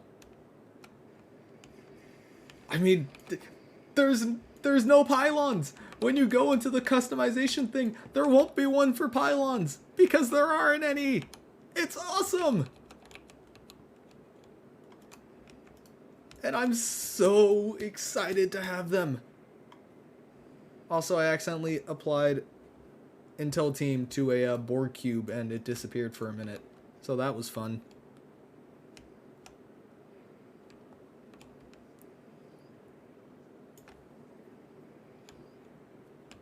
So, for those of you that are new to the stream, I am currently flying around in my Inquiry with my Intel/Beam Overload build on it. This is a trusty ship that has gotten me from here to the Archer system more times than I can count, and it is currently my favorite ship in the game. I am running some sensor-linked disruptors on it, as well as the Phaser wide-angle dual beam bank. And as far as traits go, I'm running Best Hope of the Empire, Exitus Active Probat, Emergency Weapon Cycle, Strike from the Shadows, Promise of Ferocity, and Super Weapon Ingenuity. Super Weapon Ingenuity is always just my go-to trait, especially if you're running, well, only if you're running Beam Overload. Adds 5 seconds to the uptime of it. So if you're going to run something like that, that's definitely one of the must-have traits. It comes off of the T6 Zindi Primate Adaleth, which is in the Lobby store.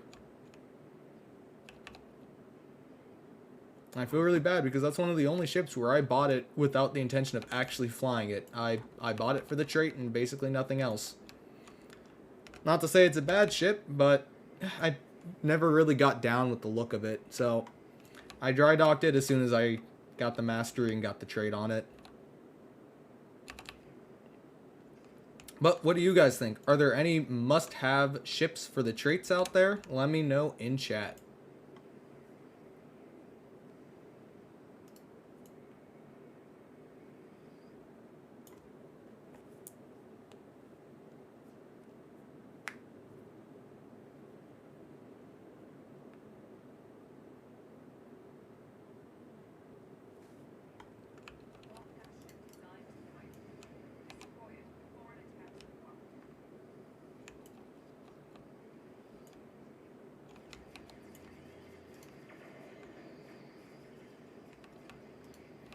Those weapons have knockback? Doesn't look like he's using Kelvin phasers, but he's definitely using some knockback attacks over there. Electrified anomalies. Now, what does that come off of? Because I do not remember that off the top of my head.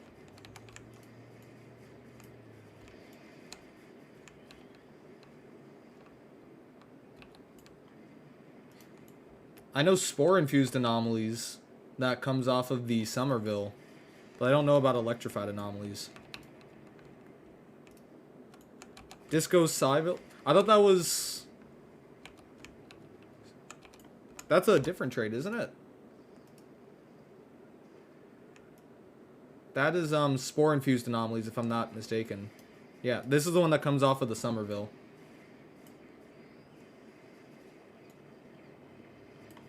Ah, the Ryzen Weather Control Vessel. Yep, okay.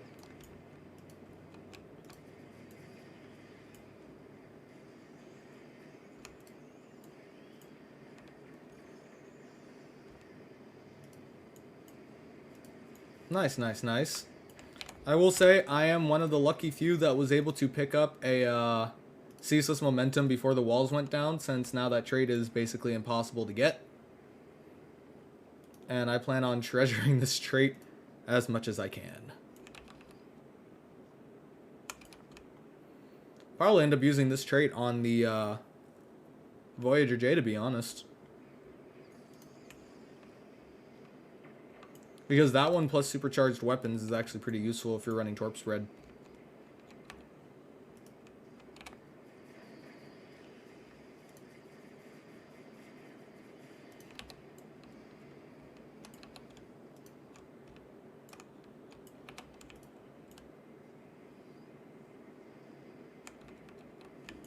Oh, we got a board killer ship. Let's take it out and see if we can beat it before it shoots off a torpedo.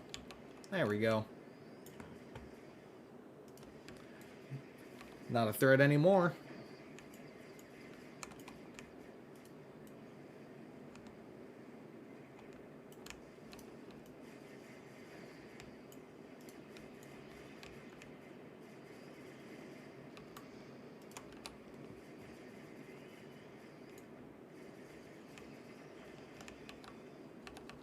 Boom.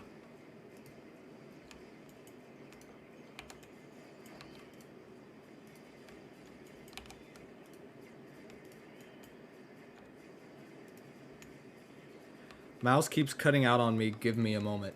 I hate having mouse troubles. I actually just had to replace my Corsair M65 a few weeks ago because the left click stopped working. So I upgraded to a Dark Core from Corsair. I like it, and having wireless isn't the worst thing ever, since it's low latency.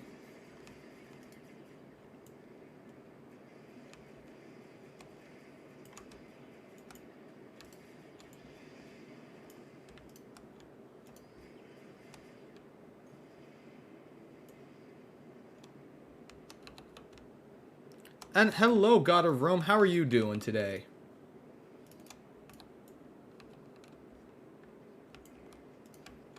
And a glorious Model O.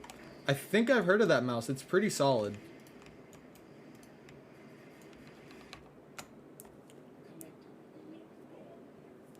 What made you decide to go with the glorious?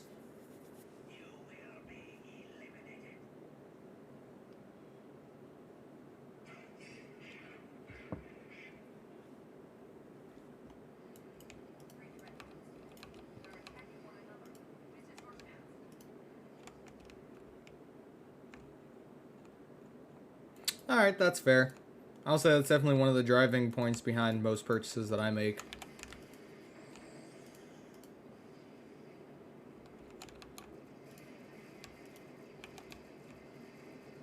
Very true. Like, Logitech has a lot of really great ones. Like, they have the G605, which is pretty nice. Like I said, the Dark Core is pretty nice too.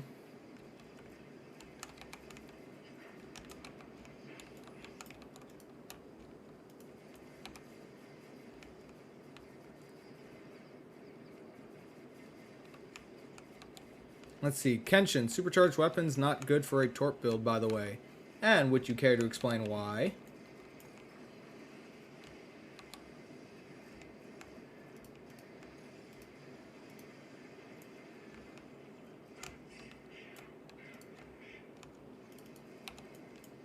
And good point. I forgot that it does only affect energy weapons. But if you are running like what I was planning on running and still having that disco wide angle, still get some use out of it.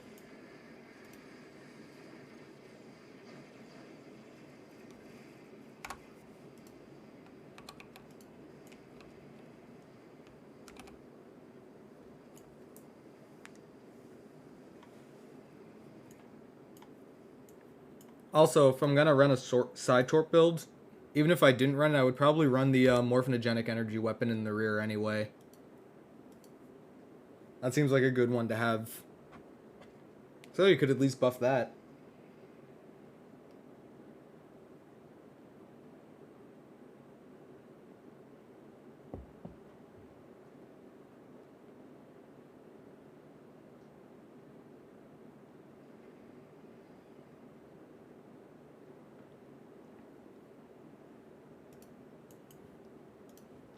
Let's head back over to ESD here.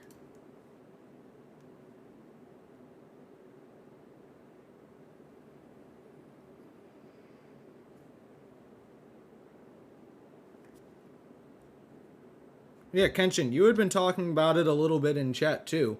How do you feel about the Voyager, the new one? Think it's something that you would want to pick up?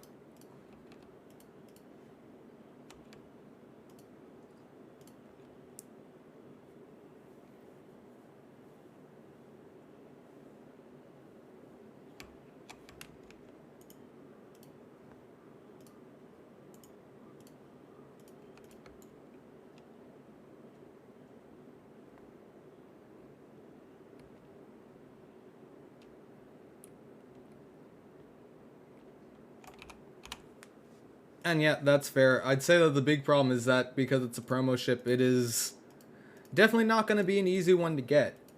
And when it comes out, it's going to be in the like 900 million range, energy credit wise. And alright, Picard, just remind me what your @ handle is, and I will pull you into a team here, and we'll get going.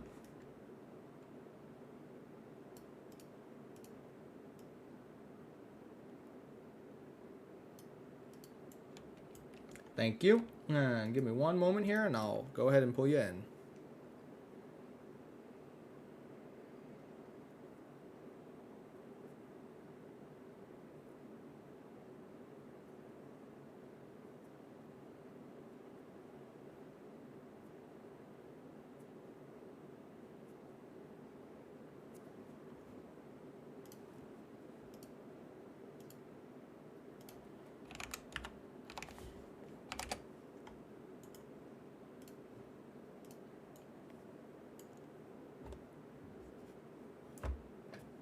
Let's head back into the game here. It looks like you are bringing in the ship that you promised, that Section 31 Command Battle Cruiser. So that's going to be fun. Already accepted the task force for operation invite, so let's get queued up here. And let's see what that ship can do, Picard.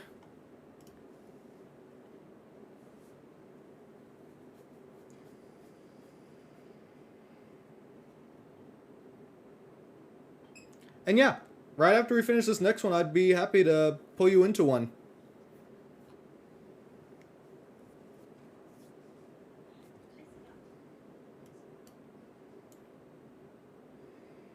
Looks like we got ourselves a nice Starbase 1 here. And looks like Picard has gone into dark mode over there. Trying to be all stealthy. Yeah, well, I've got something like that too. It's called Intel Team. Now I'm cloaked.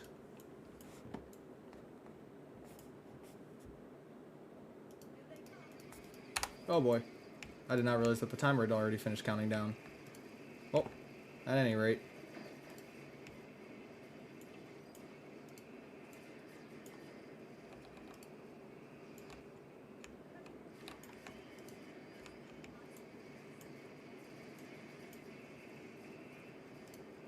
Boom. Honestly, now when I'm running this, I'm just thinking about how much fun it's going to be to fly this in the new ship. Just a few more days.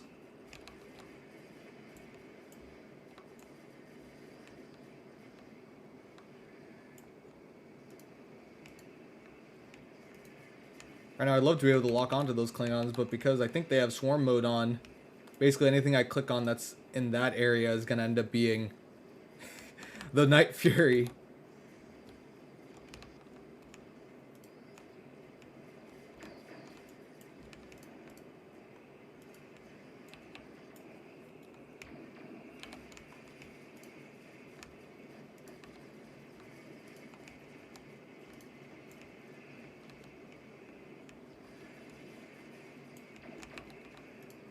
Man, this is beautiful. These guys are getting blown up left and right.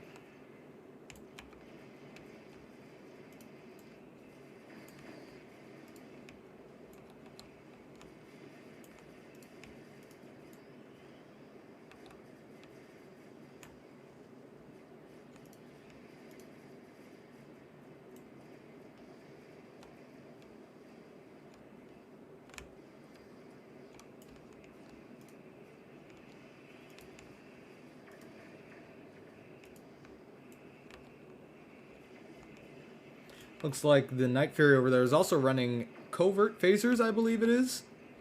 I definitely recognize that sound anywhere, and since they're not blue, they're coverts.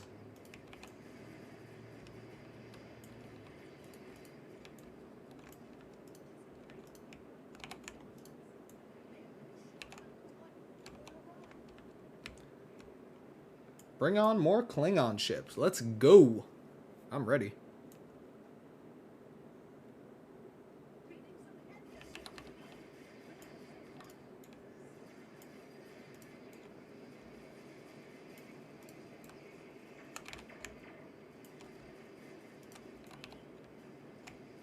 Boom and boom.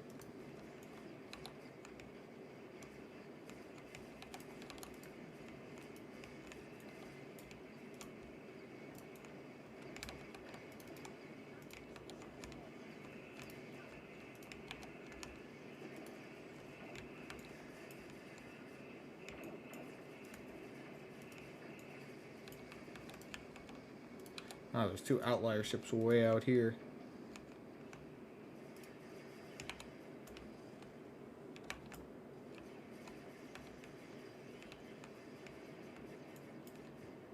Chased him down. Shut down.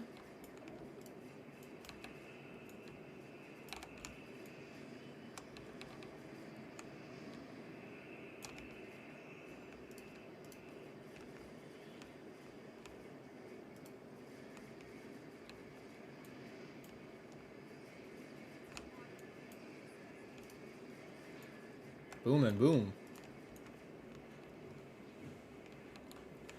I'd say this is going pretty well so far.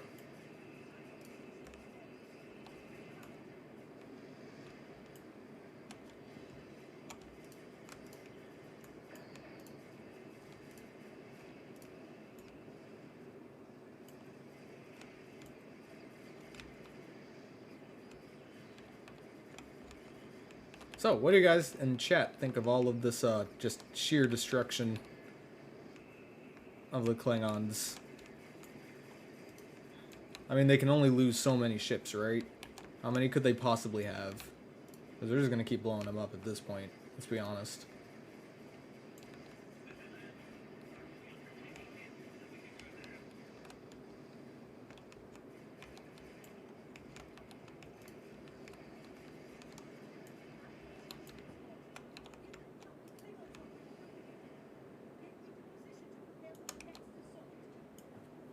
One more wave left.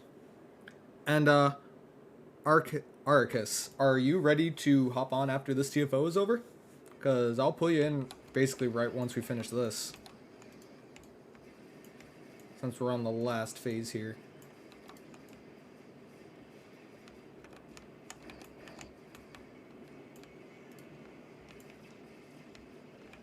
Alright, and yep, definitely have room. Just drop your at handles down in chat, and I'll get you guys team invites as soon as we're done here.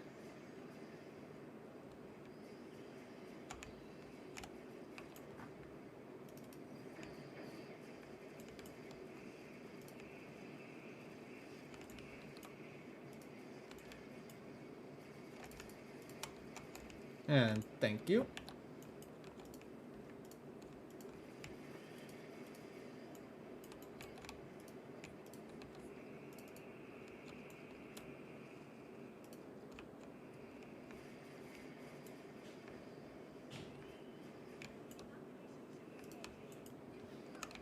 One last ship to evacuate.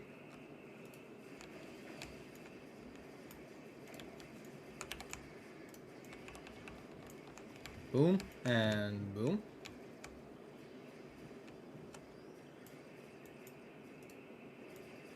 Oh, there's someone running advanced phasers too. Nice. I do love the sounds of them.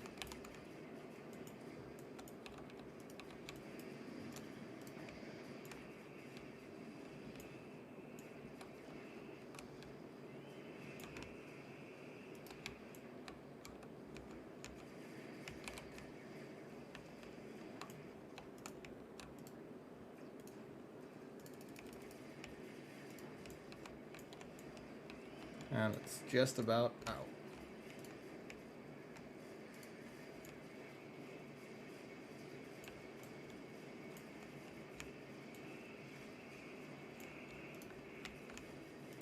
Boom and boom. Just a few more ships left to take out. And by a few, I mean literally just this one Cleave battleship. And it's taken care of. Very nice. Pick up some more fleet marks. Warp out. And we can put together this next run here.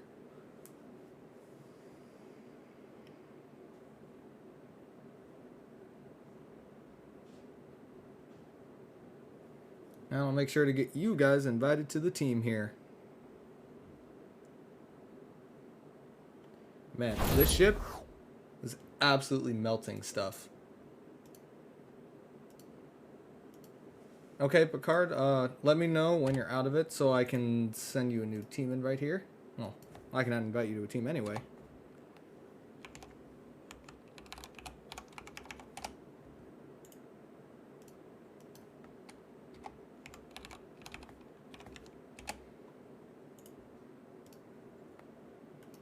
And I've sent out all the team invites here.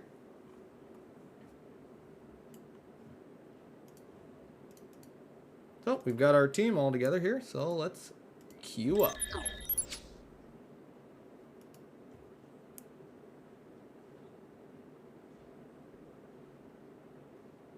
You lost your swarm? Well, where did they go?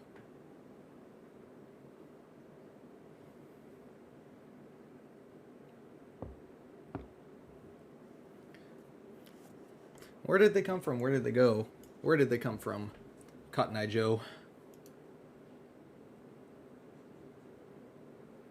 The mystery. That's what it's all about, right? The mystery. Alright, and we're going in.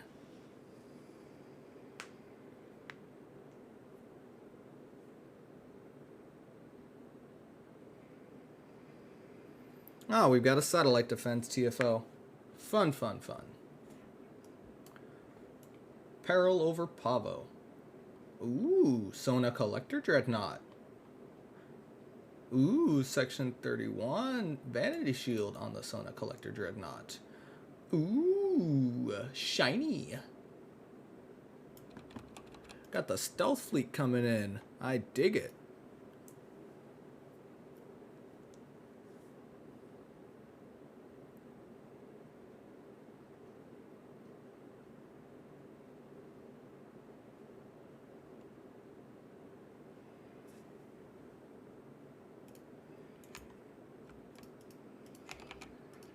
Yep, same. What resolution am I playing on? It's very sharp. I believe that the Twitch stream only runs at 720p, but I am playing at 1440p.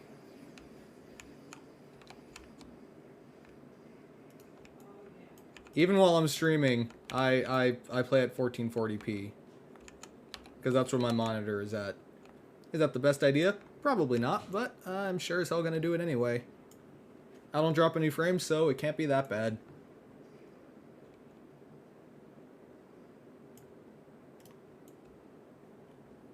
You know, I paid for 32 gigabytes of RAM. I'm gonna use 32 gigabytes of RAM.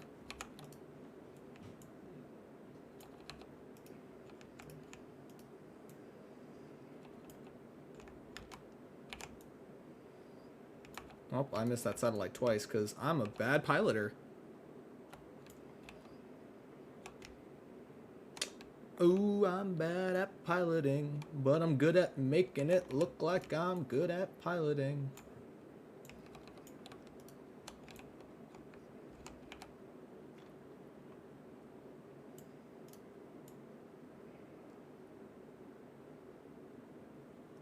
Huh. Have Peregrine fighters always had that red accent on them? As soon as that intel team that I accidentally put on it wears off there. It's like red. I didn't know that they were that color. Never got a good look at them, to be honest. But, in any case, let's take out some groups of either Klingons or Terran Empire ships. And it looks like it's Terran Empire ships.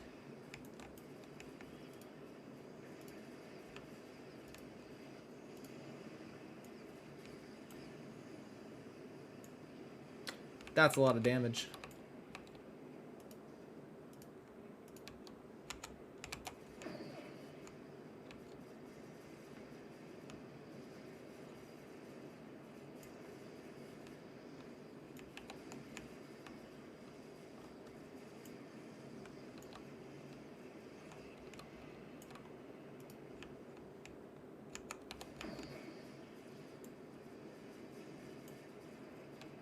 Man, tractor beams are annoying, and for some reason, like, the minute that I get tractor beamed, I get totally screwed.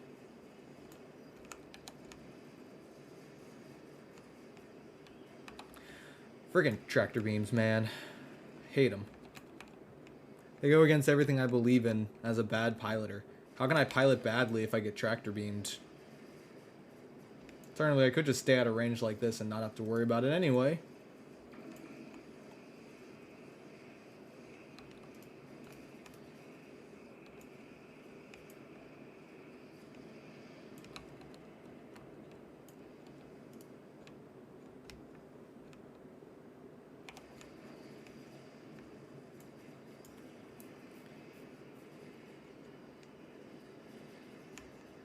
Let's see. You completed the Partisans mission last night, and it has made you very much hope that you will get the chance to give Jim Pock the comeuppance he richly deserves. My response to that is I will not spoil anything in any of the missions. But, man, these Klingon missions are honestly so much more fun than I thought they were going to be. And that's all I will say about it. They were a lot more fun than I thought they would be.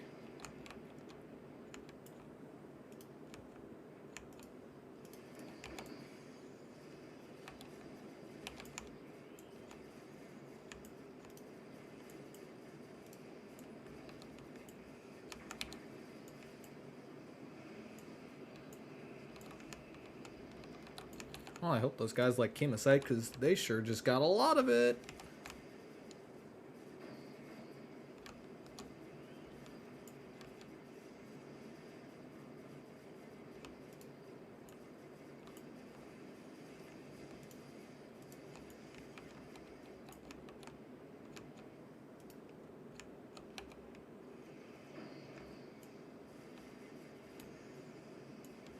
I'm just trying to take all these guys out before they can get close to any of the satellites here.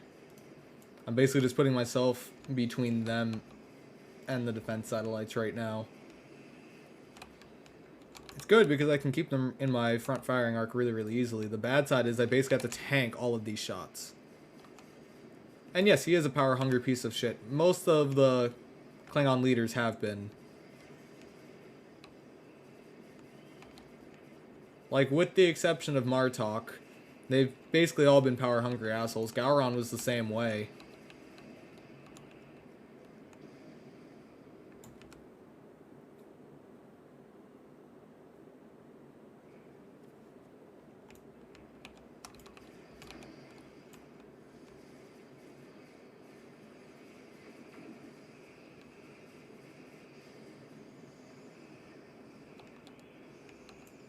Glory to you and your house. I smell glory.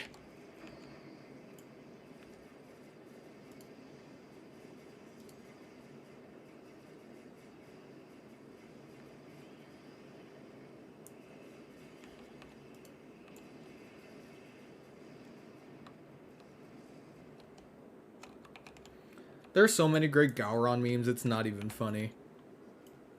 And I absolutely love it. Gowron memes will never not be funny.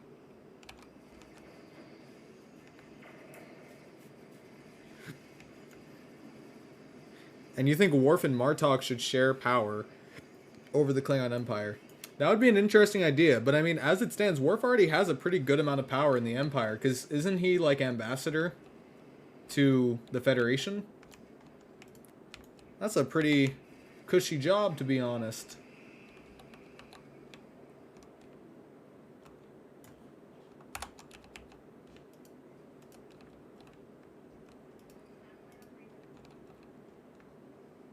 But I like the way that the Klingon Empire is set up. So the Gorn have an ambassador to the Klingon Empire, and then the Klingon Empire has an ambassador to the Federation. And then the Federation has an ambassador to the Alliance. Because you can never have too many ambassadors. There's a whole corps of ambassadors. No such thing as too many. We just need all the ambassadors. They need their own class of ship. An ambassador class, if you will.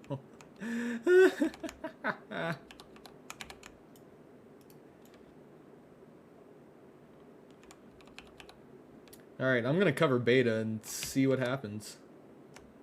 And everything's gonna work out just fine.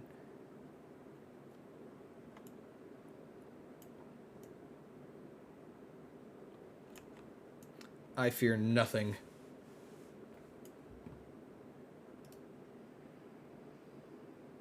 You wanna get nuts? Let's get nuts.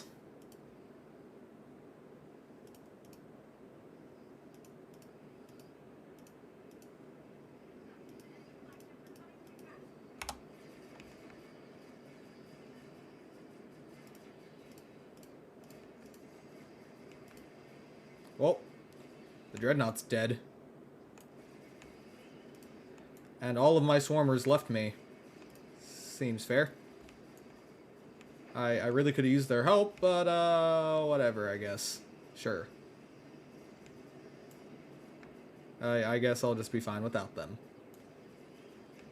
Luckily, the Kobayashi Maru is literally taking all of the aggro right now.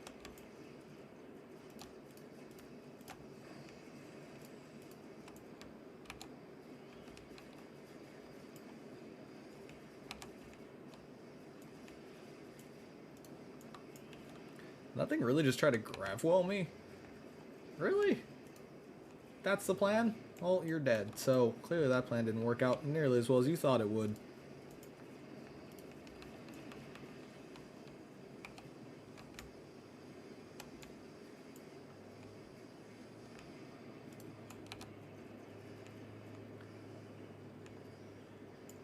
Fear will keep the local systems in line. Fear of this battle station. Oh wait, wrong franchise. Ah, close enough. Also, ow.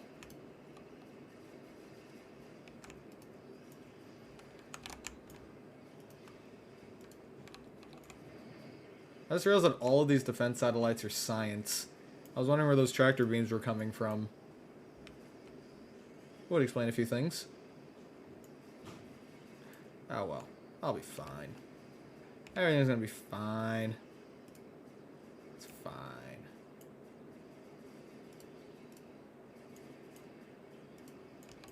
That satellite went down, it's fine.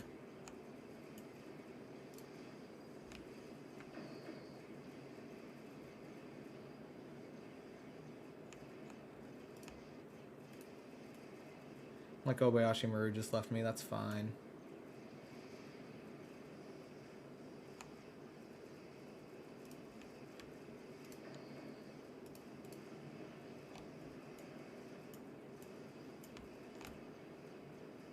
Oh boy. Well, that healing bubble wore off at the worst possible time. And thanks for holding me in a tractor beam, putting me in the perfect position to blow you up. It was very convenient timing, not gonna lie.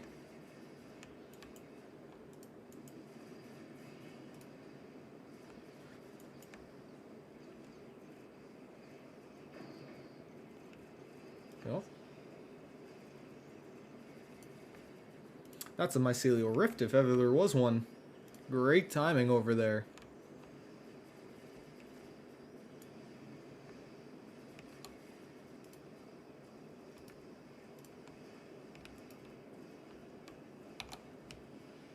Only gotta hold out for another 2 or so minutes. Almost got this.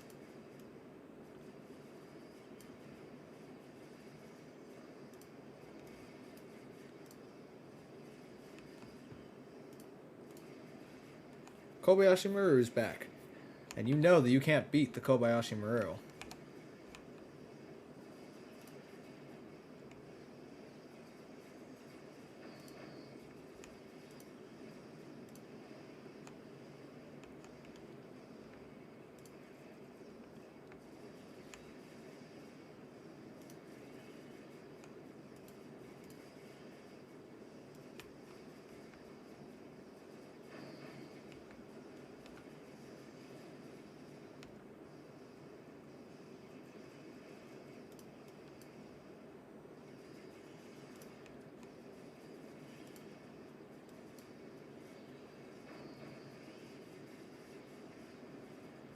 Man, I just sat in this gravel and tanked shots for that long. Jesus. Gravels don't scare me. Not anymore. Not unless they're Thomas's.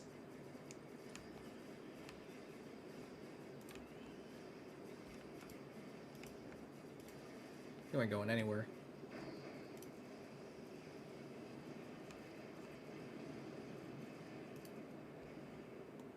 Ten more seconds. We almost got this. Gamma's taking a little bit of damage, but I don't even think it's hit 75% yet, so we should be good.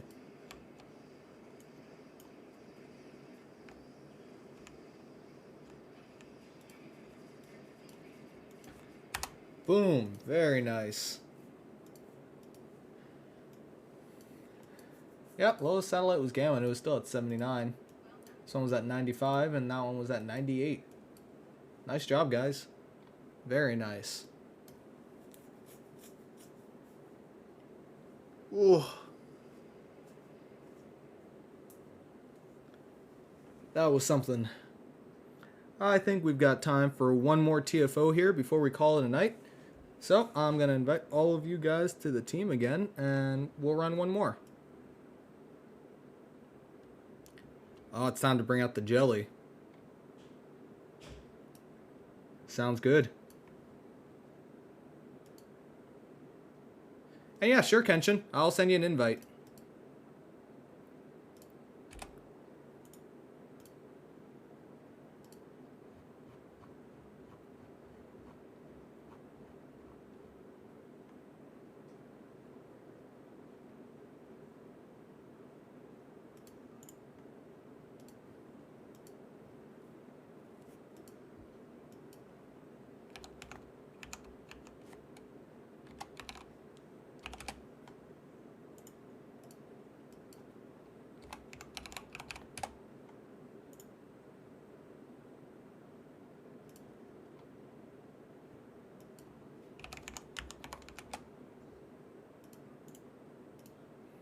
Alright, I think I got everyone here. And yet, the gravity wells moving closer and closer to the satellites sounds annoying and just like grav wells.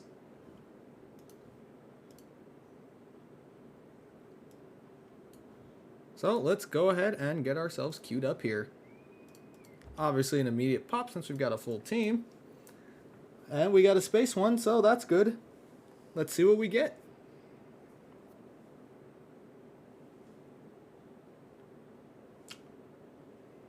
Born. So, obviously let's split up here because we definitely do enough damage to clear this out pretty easily. I'll cut right. Kenshin, you go center. And you're very nice, Sovereign. I think that's the Aegis Shield.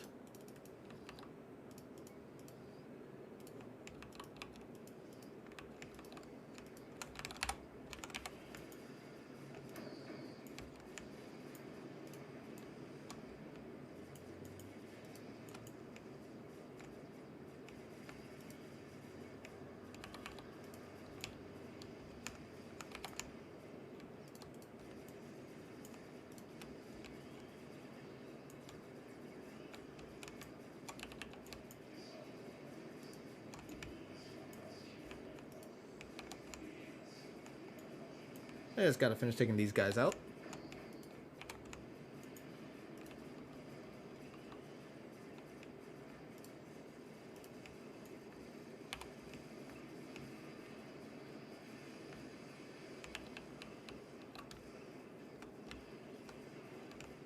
Well, that was easy.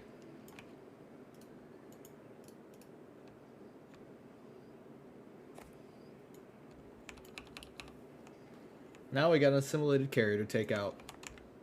I imagine this will not be particularly hard. With the amount of firepower here.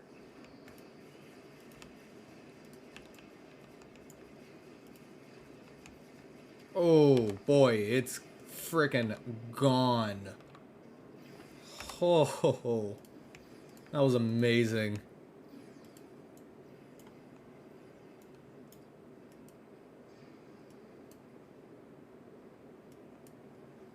Nice job, guys. Absolutely stomped them.